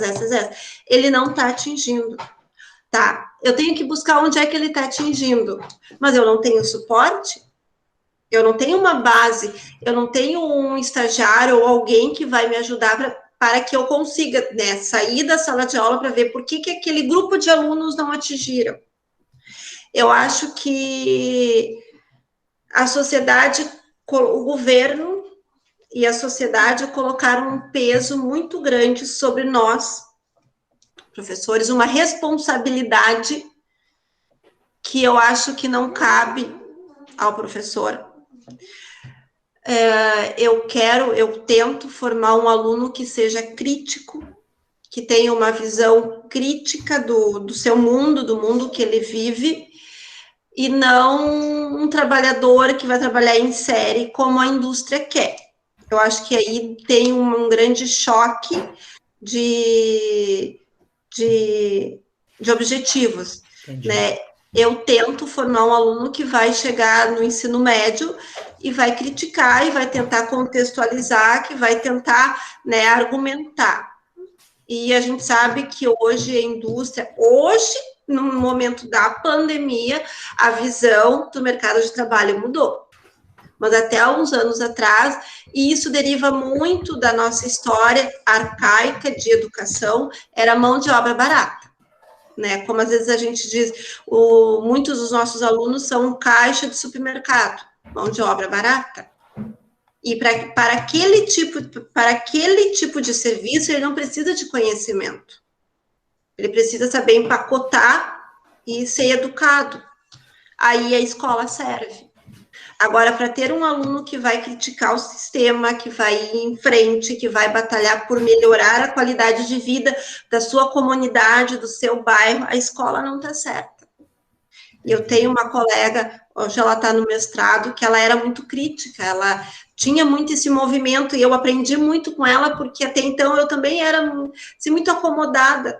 E aí ela começou a falar, e trazia, e aí eu fui me tirando da minha zona de conforto às vezes, e eu dizia, mas por que a Luciana, o nome dela, é tão, às vezes eu dizia, ai, você é tão chata às vezes, né, que ela dizia, Gislaine, eu não sou chata, ela é negra, e ela sofreu racismo com 5 anos de idade, mas na época ela não entendeu o que era um racismo, ela estava brincando com umas amiguinhas que eram brancas, e o avô da amiguinha chegou e disse assim, o que aquela negra estava fazendo na cama, ela tinha que estar sentada no chão. E ela pegou e disse que sentou no chão, e aí ela chegou em casa e comentou, e a mãe foi na casa, tudo, ela assim, ali eu já entendi o meu lugar no mundo. Né? E aí eu aprendi muito com a Luciana de não ficar nessa coisa de acomodação, de tentar fazer com que o aluno ele seja crítico. Mas para ele ser crítico, ele tem que ter argumentos. E onde é que ele vai aprender a argumentar? Na escola. Então, eu tenho, assim, uma pressão, eu tenho comigo essa pressão que a gente tem um choque de objetivos. Né? Hoje em dia, a gente quer um aluno protagonista, o BNCC está aí desde 2017, mostrando as culturas de mídia, o protagonismo do aluno, mas faz o quê? Faz 5 anos? E antes, o que a gente queria? Qual era o aluno que nós tínhamos, aquele que mão de obra barata? Então, eu caminho, às vezes eu vou contra o que o sistema está pedindo, porque eu tento formar aquele aluno que vai saber, eu brinco com ele, digo, lá no ensino médio, você não saber o que é a raiz quadrada de 16 é 4, mas por que a raiz quadrada de 16 é 4? Buscar argumentar, e projeto de vida, eu trabalho educação financeira com eles, né, aí tem a parte que eu pergunto, vocês ganham mesada, alguma coisa assim, vocês têm valor, vocês trabalham, professora, eu não tenho, eu digo, então agora a gente vai aprender a economizar em casa, o banho, dura quanto já cronometrou teu banho? Já, 20 minutos, digo, tenta fazer 5, 15, fazer 15, diminui 5, tu vai ver que vai dar uma diferença na conta de luz, aí tu vai mostrar para o teu responsável, pai ou mãe, que tu tá ajudando. Isso é saber economizar. Sim. Isso é tu projetar o que tu vai ter lá no futuro. Qual é o objetivo de vocês hoje no 6º ano? É chegar no 7º, mas para chegar no 7º, o que vocês têm que fazer? Estudar todas as disciplinas, não é escolher. E no mercado de trabalho é assim, muitas vezes a gente vai estar trabalhando com alguma coisa que não é o que nós estamos querendo naquele momento, mas a gente caminha passo a passo para chegar onde a gente quer. Né? Então, eu sinto essa pressão bem forte, é difícil, né? Porque a gente tem colegas que estão acomodados, que acham que isso está bom. Eu vejo porque eu tenho um filho de 10 anos e eu não quero que ele seja... Né, eu quero que ele seja o protagonista da vida dele, que ele tenha essa habilidade de... Então, às vezes, o que eu falo com o meu filho, eu falo para os meus alunos, digo, se vocês fossem meus filhos, a minha visão seria essa. Entendi. Né? Tá então, certo. Obrigado, professora. Mais alguém?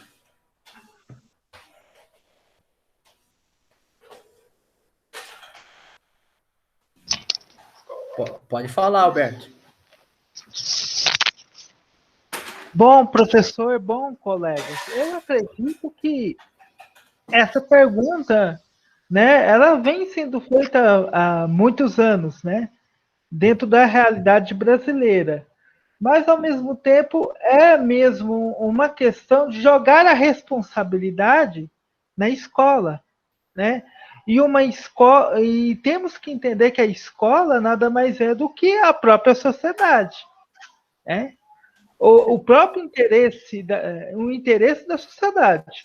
Em um sistema capitalista quanto o nosso, a gente pode medir qual é o interesse do sistema para com a educação, para com o treinamento dos jovens, para com a instalação, né, de centros tecnológicos, de escolas, né, com mais aparelhagem, mais laboratório, né?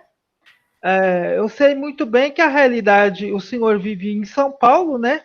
Que é um estado onde tem escolas, né, com uma estrutura, né, um tanto melhor, comparada a outros estados.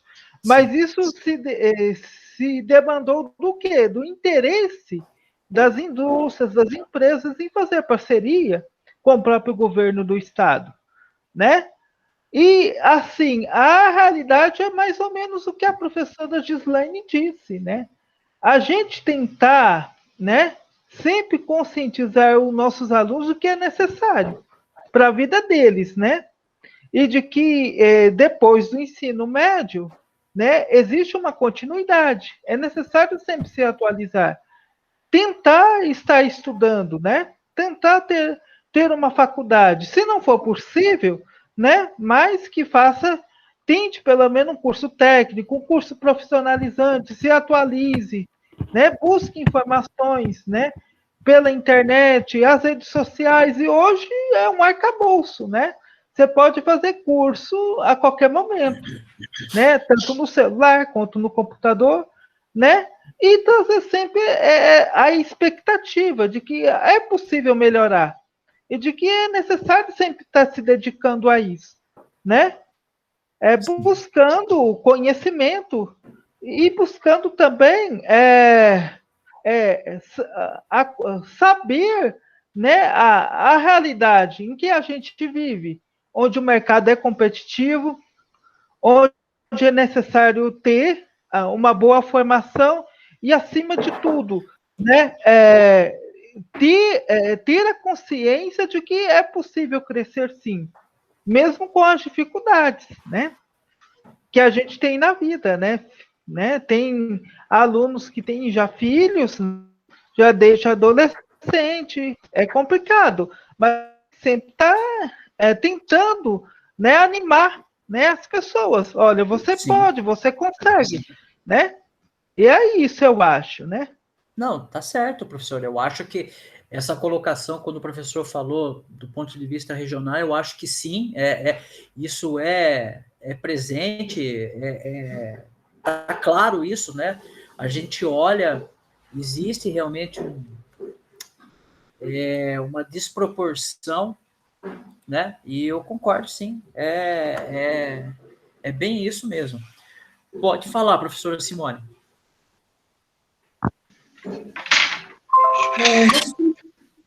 Respondendo a sua pergunta, né, como você lidar com a pressão de que a sociedade diz que a escola está falida e não prepara os alunos para o futuro mercado de trabalho e projeto de vida?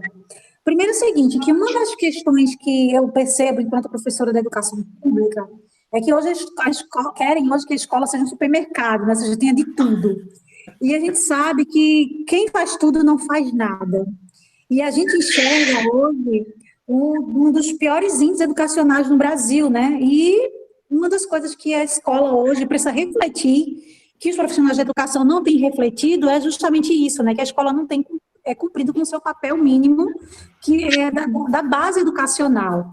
Então, inclusive, eu listei aqui hoje, né, o que é que eu trabalho como professora, o que é que querem que eu trabalhe. Inclusive, sobre educação financeira, talvez vocês não estejam sabendo, o MEC fez uma parceria com a CVM, né, que acho que é da Bolsa de Valores, para Comissão de Valores Monetários, para formar professores para educação financeira nas escolas. Ótimo, né? Ótima iniciativa, sim, mas quando é que isso vai acontecer? Em que horário? Em que disciplina? Percebe aí? É algo que a gente entende que é a necessidade dos alunos serem formados. A educação financeira é o mínimo, né? Hoje a gente tem famílias muito endividadas, que consomem mais do que ganham. Então, sim, nossos alunos precisam disso, as famílias precisam. Mas aí, mais uma vez, uma responsabilidade para a escola. E aí eu coloquei, por exemplo, agora, novo ensino médio. Professores vão dar aula de projeto de vida, já estão, né? Em empreendedorismo. Então, a gente tem hoje professores que nunca receberam uma formação na vida sobre empreendedorismo, vão dar aula de empreendedorismo. Qual o verdadeiro impacto que isso vai ter na formação dos nossos alunos? Mínimo, porque a gente está trabalhando, são professores que não foram formados para isso. Muitos estão vendo um vídeo do Sebrae na internet para ver se conseguem fazer alguma coisa, porque eles não tiveram formação. Projeto de vida, a mesma coisa. Professores sendo jogados, saindo da disciplina de ciências humanas, não passaram por um mínimo de informação, tendo que fazer isso. Então, mais uma vez, é mais um tema para a escola, onde os professores que não são formados vão dar aula sobre aquilo que nem eles mesmos entendem. E aí eu coloquei aqui, né, projeto de vida, empreendedorismo, aí eu coloquei aqui Semana da Inclusão, educação financeira, que é a nova agora, né, meio ambiente, sustentabilidade, mês para discutir sobre suicídio, semana da inclusão, discutir racismo e equidade social, semana do trânsito, trabalho infantil, ou seja, tudo está na escola. E a escola não consegue atender isso, por quê? Porque tudo não é papel da escola. E é isso a escola acabou perdendo o foco em algumas questões. Isso não é importante? É importante, mas é preciso filtrar até onde é que a gente vai. Vou dar um exemplo. O meu filho está matriculado na escola pública, ele é professora, passa o mês de abril inteiro texto, dados sobre o trabalho infantil, imagens, textos, dados sobre educação infantil. Um texto de leitura não teve, um texto de dissertação não teve para a criança aprender, para a criança escrever, para ver a escrita da criança não teve, mas houve a discussão do trabalho infantil. Mas o que é tão importante quanto? Então, essa dosagem, sabe, tá deixando de existir. Eu mesmo, por exemplo, como professora, tenho um monte de coisa que a minha coordenação pedia, eu não fazia. Só não vou fazer não, porque eu elegi que isso aqui é mais importante para o meu aluno. Então, se a gente não consegue filtrar, a escola não consegue desenvolver o mínimo da educação, o mínimo básico. Eu vou dar um exemplo, eu faço pedagogia, e eu estou no final da graduação, e eu cumpri estágio no 5º ano. E os meninos que estão no 5º ano hoje são os alunos que o ano passado estiveram no remoto, no 4º, e estudaram presencialmente o 3º ano. O nível de leitura, eu pedi para os meninos lerem uma fábula na minha atividade de intervenção, o nível de leitura dos meninos é tão sofrível que deu uma dó no coração. De tão sofrível que é o nível de leitura das crianças. E isso sendo os alunos que participam, né? Os alunos que têm internet em casa, que conseguiu ler o texto, que mandou o áudio, que falou que depois de ver a explicação, a leitura, após eu modelar, tudo isso, quando o aluno manda um texto lendo, chega a dar uma dor no coração. Ou seja, os meninos não estão conseguindo desenvolver a leitura, o mínimo que é o desenvolvimento da linguagem, o mínimo que é ler. Então, se ele não lê, ele não vai interpretar. Então, de que adianta o aluno hoje estar vendo um número lá, discutindo sustentabilidade na escola, discutindo trabalho do ambiente? É importante, mas o menino ainda não aprendeu a ler, gente. O menino hoje está discutindo hoje coleta seletiva na escola, a atividade coleta seletiva na escola, o menino nem na escola está. E o aluno não sabe ler, então é falta de foco, sabe? E isso é muito lastimável, sabe? É lastimável mesmo. Eu, por exemplo, eu me coloco no meu limite daquilo que eu considero que é relevante para o meu aluno. E eu sou daquela que diz, olha, eu não vou fazer isso. Eu já tive semana mesmo, assim, a semana para Cotton vai apresentar o quê? Sobre na semana de inclusão. Olha, eu li um texto, li uma história com os meus alunos, mas eu não vou perder duas aulas para fazer uma apresentação de teatro com o meu aluno sobre esse tema, porque eu já fiz o ano passado. Então, eu foco. Folclore, não, meus alunos já viram sereia durante a educação infantil inteira. Eu vou trabalhar o folclore de outra forma. Então, a gente que é professor precisa saber lidar com isso, sabe? Eu sou dessa, eu acabo tendo essa postura meio chata na escola. Mas eu me vejo o seguinte, que eu não vou mudar o mundo, não vou mudar a educação dos meus alunos, mas eu vou fazer a minha parte daquele meu espaço, que é a minha aula. Eu sou muito nessa linha, sabe? Não, enquanto professora, eu não faço o que me pede. Eu sou meio desobediente. eu sou bem revoltada nesse sentido, sabe? Que é isso, professora? Mas é aquilo, a gente tem que escolher um lado, né? A gente tem que escolher uma forma de atuar, né? E é essa, a minha escolha é essa. Então, eu filtro, e tem coisas que a gente consegue fugir, tem coisas que não. Mas, enfim, é esse lado que eu acabo escolhendo. Professora, a senhora não é chata. Eu acho que a professora tem opiniões, né? Eu acho que é esse o detalhe. Vai lá, professor Gislaine, quer falar? A professora Simone falou, né, a gente não é preparado para falar sobre educação financeira, protagonismo, e realmente nós aqui no Sul temos projeto de vida, nós trabalhamos educação financeira, empreendedorismo.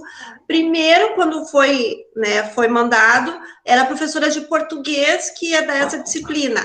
Aí depois a professora faltou, período, a professora de arte está dando, agora reduziu, transformaram, antes eram períodos, agora são horas, aquela função toda de troca.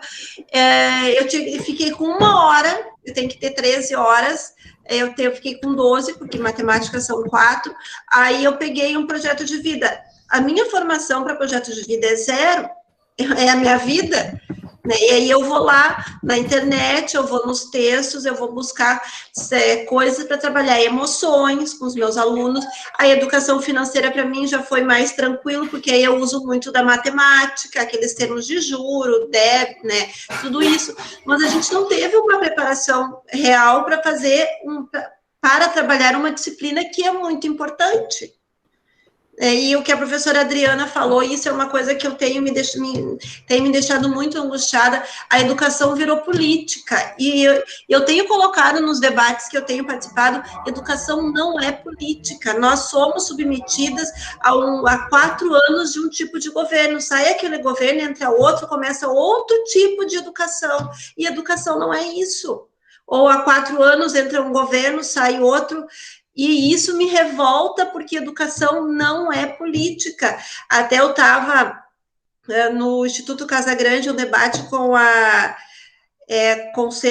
presidente do Conselho Nacional de Educação, e eu botei ali no chat ela falando, e eu botei de educação não é política, educação é vida. Nós somos, e aí eles falam, não adianta, nós somos uma minoria, não somos uma minoria, mas a nossa voz muitas vezes não é ouvida porque vai contra o que a sociedade quer. Nós somos a sociedade, mas nós, como professores, temos uma visão do que está acontecendo que vai contra o que a política quer. Sabe, isso me revolta muito, e eu acho que a pandemia me trouxe essa revolta, porque eu fiquei dentro de casa vendo o que a política não faz, né? Nós ganhamos aqui no Sul, a minha escola tem o Chromebook que o Estado nos deu, nos emprestou, quando nós saímos do Estado a gente devolve, mas o que adianta eu ganhar um Chromebook, tá? Se eu tenho o meu computador, eu já estou usando a minha internet, e o meu aluno que não tem, é para ele que tinha que ir, não era para mim, né? Então, essa inversão de valores que a gente está vivendo. Há um país em que um político ganha 20 vezes mais que um professor, que país é esse? País em que a reforma da Previdência veio antes da reforma política. Né? Eu não vou entrar aqui em questões políticas, pelo amor de Deus, mas a educação acaba indo porque a educação está submetida a um partido político. E não é assim que as coisas têm que acontecerem, né? Tá bom, tá ótimo, entendi. Desculpa, né, professor? Não, que é isso, lembre-se, aqui é um território livre, né? Cada um vai expor o seu pensamento, a sua forma de ver as coisas, e isso é muito legal, porque a gente tem pessoas de outras regiões e cada um traz a sua trajetória, traz a sua realidade, tá? Mas legal, eu gostei de tudo que vocês falaram, tá? É aquilo que eu falei, eu tô aprendendo, tá? Eu queria fazer uma última colocação para vocês, e a última, que nós já estamos bastante tempo, mas aí eu juro que a gente vai terminar. Eu coloquei aqui no chat, você acha que STEM pode contribuir com o projeto de vida do aluno? De que forma, né? Articulando conhecimento, pessoas, né? Que a gente falou aqui, a pessoa, as demandas pessoais e comerciais. Como é que vocês enxergam o STEM nesse contexto como ferramenta para vocês? Vocês acham que STEM é algo que, poxa, pode ajudar nesse processo, articulando os conhecimentos para que eu consiga desenvolver a parte humana que tem se deixado um pouco de lado, atendendo às demandas desses alunos, as demandas comerciais que estão sendo impostas, né? Ou vocês acham que isso é mais uma moda que vai ficar um tempo e depois vai ficar tudo como está? Como é que vocês enxergam o STEM nesse cenário educacional?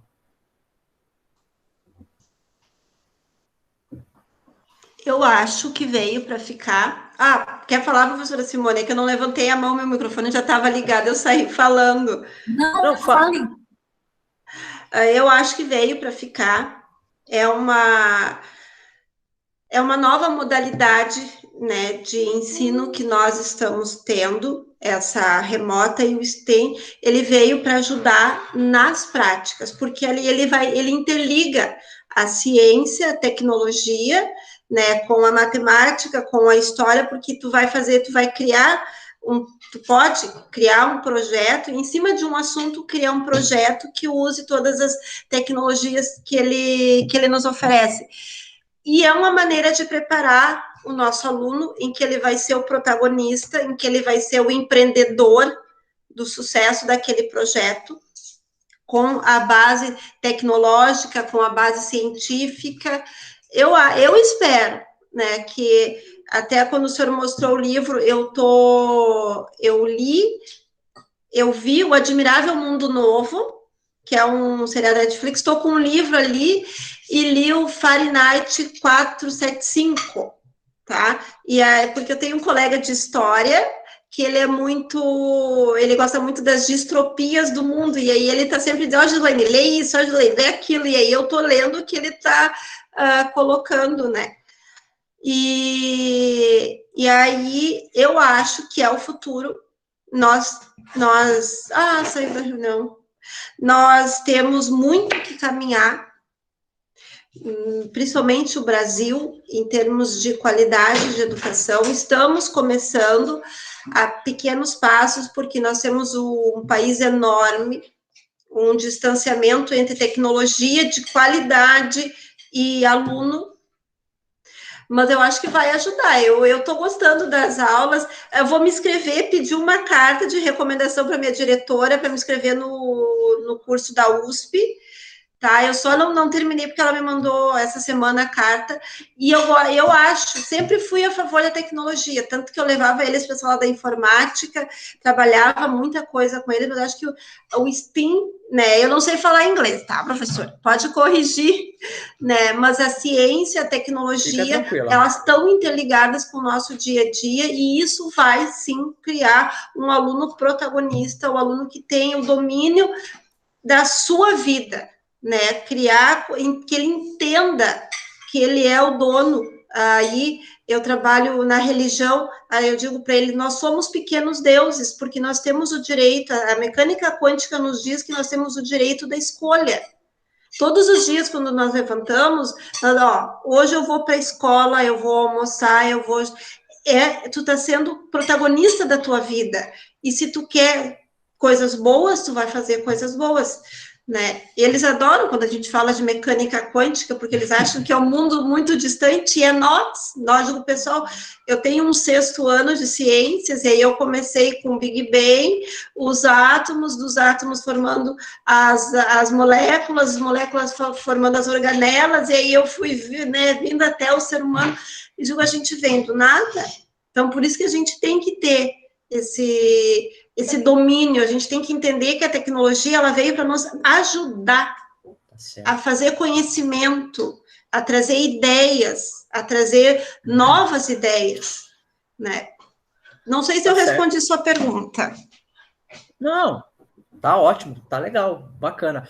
Professora Simone, pode falar, aí depois o professor Alberto. Sim, então, eu acho que é uma possibilidade, sabe? Eu vejo o STEM mais como uma possibilidade que pode ser utilizado pelo professor na sala de aula, no desenvolvimento das competências e habilidades dos alunos, se fizer sentido para ele em determinado momento, né? Porque nem sempre a gente utiliza essas metodologias em todos os momentos das aulas, né? Então, eu vou dar um exemplo. Eu estudo sobre educação e tecnologia, e o meu curso é focado em metodologias ativas, né? Então, eu estudo e procuro entender sobre isso, como aplicar isso na minha vida, na sala de aula. Então, é isso. Assim como o STEM, né, as metodologias ativas, elas se aplicam no nosso dia a dia, e a gente escolhe como professor onde e como aplicar, né, dependendo da nossa realidade. Então, vai fazer um momento que, por exemplo, eu vou utilizar a sala de aula invertida, aprendizagem invertida, porque naquele momento vai fazer sentido.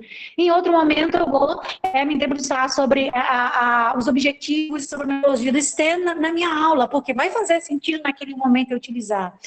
Eu penso que é isso, né? Mas tem uma coisa também interessante, quando a gente fala de metodologias, né? A gente fala do STEM, inclusive, que eu vejo o seguinte, né, que a educação brasileira, muitas vezes, a gente que é professor, a gente tem deixa eu utilizar uma palavra adequada, somos bombardeados de metodologias, né, bombardeados de coisas novas o tempo todo, e não dá tempo da gente praticar, da gente avaliar se aquilo de fato traz diferença para a aprendizagem do aluno. Então, vou dar um exemplo. Enquanto eu faço metodologia ativas, essas práticas, hoje,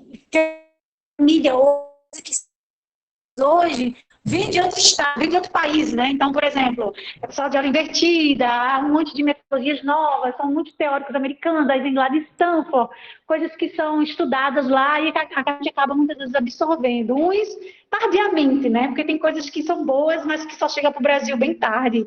E nem chega no nosso dia a dia, nas nossas formações municipais, né? A gente que vai em busca desses eventos que a professora Gilarne falando, né? De institutos, de pessoas que estudam, e a gente que vai em busca e a gente aprende. Alguma coisa que eu percebo é essa, sabe? A gente não consegue avaliar se aquilo que a gente está aplicando tem o resultado. Será, por exemplo, se isso que eu estou aplicando na sala de aula, como é que eu avalio se isso traz resultado na aprendizagem do meu aluno? Que eu acho que isso é um ponto central. Aí eu estou falando, não é de avaliação de aprendizagem do aluno, é o resultado efetivo na aprendizagem. Porque uma coisa é eu avaliar se o aluno aprendeu aquele assunto de história do Brasil. Outra coisa é eu avaliar se aquela metodologia que eu utilizei trouxe maiores resultados de ganho de aprendizagem. Que a gente não faz isso. E por que a gente não consegue fazer isso, na verdade, né? Por quê? Eu comecei também, né, ler sobre educação baseada em evidências. E eu achei muito interessante o seguinte, que com aquilo que a gente faz na sala de aula, qual é a evidência que aquilo dá certo? Qual é a evidência que aquilo dá resultado? Qual é a pesquisa que tem, que diz assim, olha, se eu for por este caminho, existem pesquisas que dizem que se eu trabalhar dessa forma, os resultados são mais eficientes. E aí eu gostaria de fazer um comentário sobre a professora Gislaine, sobre os ganhos de notebook, né, nas escolas, dos alunos, por que os alunos não têm internet, por que os alunos não têm computadores. Aí eu vou dar uma experiência, vou falar, não sei se eu já falei aqui, que no estado de Pernambuco, teve uma época que o estado doou notebooks para os meninos chegavam no segundo ano e receberam computadores, isso na época de lá do campus ainda, com uma experiência que teve, e depois o estado não fez mais isso. Então, eu não sei qual foi a evidência, o que foi que eles utilizaram para dizer que não fazia sentido mais doar computadores para os meninos. Mas a experiência aqui é que muitos dos alunos jogavam, só utilizavam o notebook para jogar, e muitos venderam. Então, se você entrava nos grupos do Facebook, na LG, só o que tinha eram notebooks doados para os jovens sendo vendidos, né? Então, eles vendiam mesmo. Né? Inclusive, na minha família, membros compraram, porque era um notebook muito bom, que tem uma durabilidade muito boa. Aí qual é a evidência que aquilo que está sendo implantado é positivo? E aí eu estava lendo recentemente que existe uma pesquisa, eu não lembro o país, mas tem, acho que na Romênia, que doaram vale tecnologia, vale computador, uma coisa desse tipo, para alunos de 1º a 12º ano escolar. E no final do resultado, chegou a um resultado de que doar vale tecnologia para os meninos, vale computador para os meninos, não melhorou o resultado de aprendizagem. Por que não melhorou o resultado da aprendizagem? Primeiro porque os alunos tinham computadores em casa, mas os pais não controlavam o acesso dos meninos. Os alunos que utilizavam aquela tecnologia para aprender já eram os alunos que tinham busca por interesse em aprendizagem. Mas a maioria dos alunos utilizavam o computador apenas para jogar, acessar a rede social. A maioria não tinha nenhum tipo de programa, nenhum software educativo, nem os pais tinham ocupação. Ou seja, o resultado é que doar computador, se o aluno tem um computador em casa, não significa que ele vai utilizar para aprender. Então, isso é uma evidência, sabe? Não significa que isso recorre em todos os lugares, não. Mas é uma pesquisa que tem uma evidência, que chegou a uma conclusão que se os alunos terem acesso a computador e internet, não significa que eles vão aprender melhor. Então, uma das coisas que a educação se preocupa com isso, qual é a evidência, não de metodologia, né, de que aquilo dá certo. Existem muitas pesquisas para a gente se basear, a gente só precisa se educar, né, e a educação também refletir sobre isso, sabe? Aqui no Brasil, esse estudo de educação baseada em evidência ainda é muito ínfimo. Controversa, tem muita gente que é contra, mas tem muitos estudiosos já essa preocupação. O ensino baseado é muito mais presente, muito mais discutido na Europa e nos Estados Unidos. Aqui no Brasil a discussão ainda é muito ínfima, mas tenho tido muito interesse em discutir, também, em aprender, né, que eu tenho me preocupado em ler, mas a STEM ela vem muito nesse sentido. Eu uso o seu sala de aula como é que eu vou avaliar se utilizando isso o meu aluno aprende melhor? Né? Se eu utilizar aquela metodologia, a aprendizagem baseada em projetos, qual é a evidência que eu tenho que aquilo o aluno vai aprender melhor? Se eu utilizar a sala de aula invertida, qual é a evidência que aquilo vai... E a gente ia avaliando, porque se a gente consegue avaliar, se a gente consegue mensurar resultados, a gente consegue decidir qual é a melhor forma de atuar na sala de aula. Entendi. Nossa, professora, gostei. De fato, né? A gente é bombardeado por tanta coisa, né? E como é que a gente vai medir isso? Não, gostei, fantástico, muito obrigado. Legal. Professor Alberto, pode falar. Eu acredito que o STEM, né, é um caminho muito interessante para a educação, porque é um universo de habilidades, né, de campos para experiência desses alunos e de preparo, né? Campos de experiências no sentido de que o próprio aluno ele pode encontrar a sua vocação, né? Tanto pode ser dentro da área das exatas, das humanas, das ciências biológicas, ou, né, ele pode resolver, não, eu não quero estudar por agora, né, vou trabalhar para depois, no momento propício, né, retomar os estudos, fazer uma faculdade. Então, o STEM abre infinitas possibilidades, tanto de formação, mas principalmente uma coisa que eu quero chamar a atenção é a questão do próprio diálogo interdisciplinar, né? Aonde nós, professores, a gente tem essa responsabilidade, né? E está dialogando nesse espaço, utilizando da tecnologia, e principalmente trabalhando em grupo, né? Porque, que eu me lembre, na primeira aula, né, havia o testemunho de nossos colegas quanto à questão da falta de diálogo entre as disciplinas, e tal, o isolamento. E né, elabora esse espaço para o diálogo. Nós temos que trabalhar em conjunto, né, atendendo, né, a expectativa do nosso aluno, que, mais uma vez, repito, né, os alunos têm muito a propor para a gente, né? A gente pode elaborar nossas aulas, pode discutir, né, metodologias, mas quem vai receber toda essa carga vai ser os alunos, né? E numa sociedade tecnológica, onde tudo hoje se tem um aplicativo, né? Se inventou sobre a bússola. Para amanhã vai ter outro aplicativo criado muito superior. Então, a gente sempre está buscando essas informações e trazendo isso dentro da escola. Por mais que tenha as dificuldades, né, de cada escola, de cada região, dificuldades também nossas, né, de encontrar tempo necessário para tanto, né, haja em vista a carga que cada um recebe, né, e as cobranças que o Estado faz, né, mas a gente tem que sempre tentar intermediar essas questões, buscando sempre a ajuda deles, dos nossos alunos, que, na verdade, eles são os protagonistas. Entendi. Da vida, do conhecimento, né? Eu acredito muito na questão da mediação. Nós, como professores, somos mediadores do processo educativo, né? Onde a gente recebe muito conhecimento, eles recebem muito conhecimento, e é uma relação sempre de troca, mútua, né? Nesse processo de construção, né? Acima de tudo. Entendi. Nossa, tá certo. Gostei bastante. Hoje eu acho que o dia foi fantástico. Gostei da colocação de todos vocês. Eu acho que tá ajudando bastante meu entendimento, né?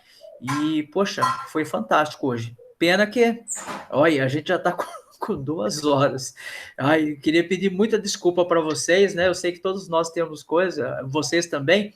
Eu só queria, então, finalizar, pessoal, o encontro hoje, lembrando que semana que vem é o último encontro, e aí lembrando que o meu orientador, ele vai estar aqui conosco, aí ele vai trazer uma contribuição muito bacana sobre interdisciplinaridade, vai ser muito legal, e aí se vocês puderem, né, não percam, aí ele vai falar da sexta-feira, e também no sábado, tá? Então não percam, vai ser muito bacana. E eu vou mandar depois por e-mail para vocês um link para vocês preencherem um questionário para mim sobre algumas coisas, para mim entender um pouco mais sobre vocês, que vai ajudar na minha pesquisa, tá?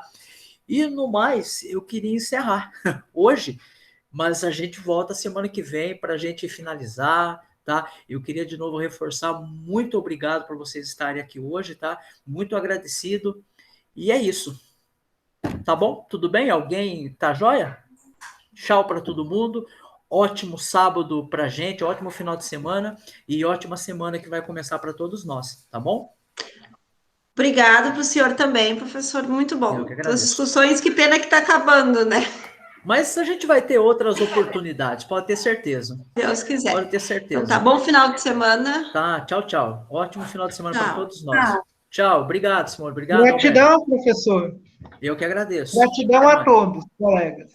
Maravilha, muito obrigado. Deixa eu parar de gravar.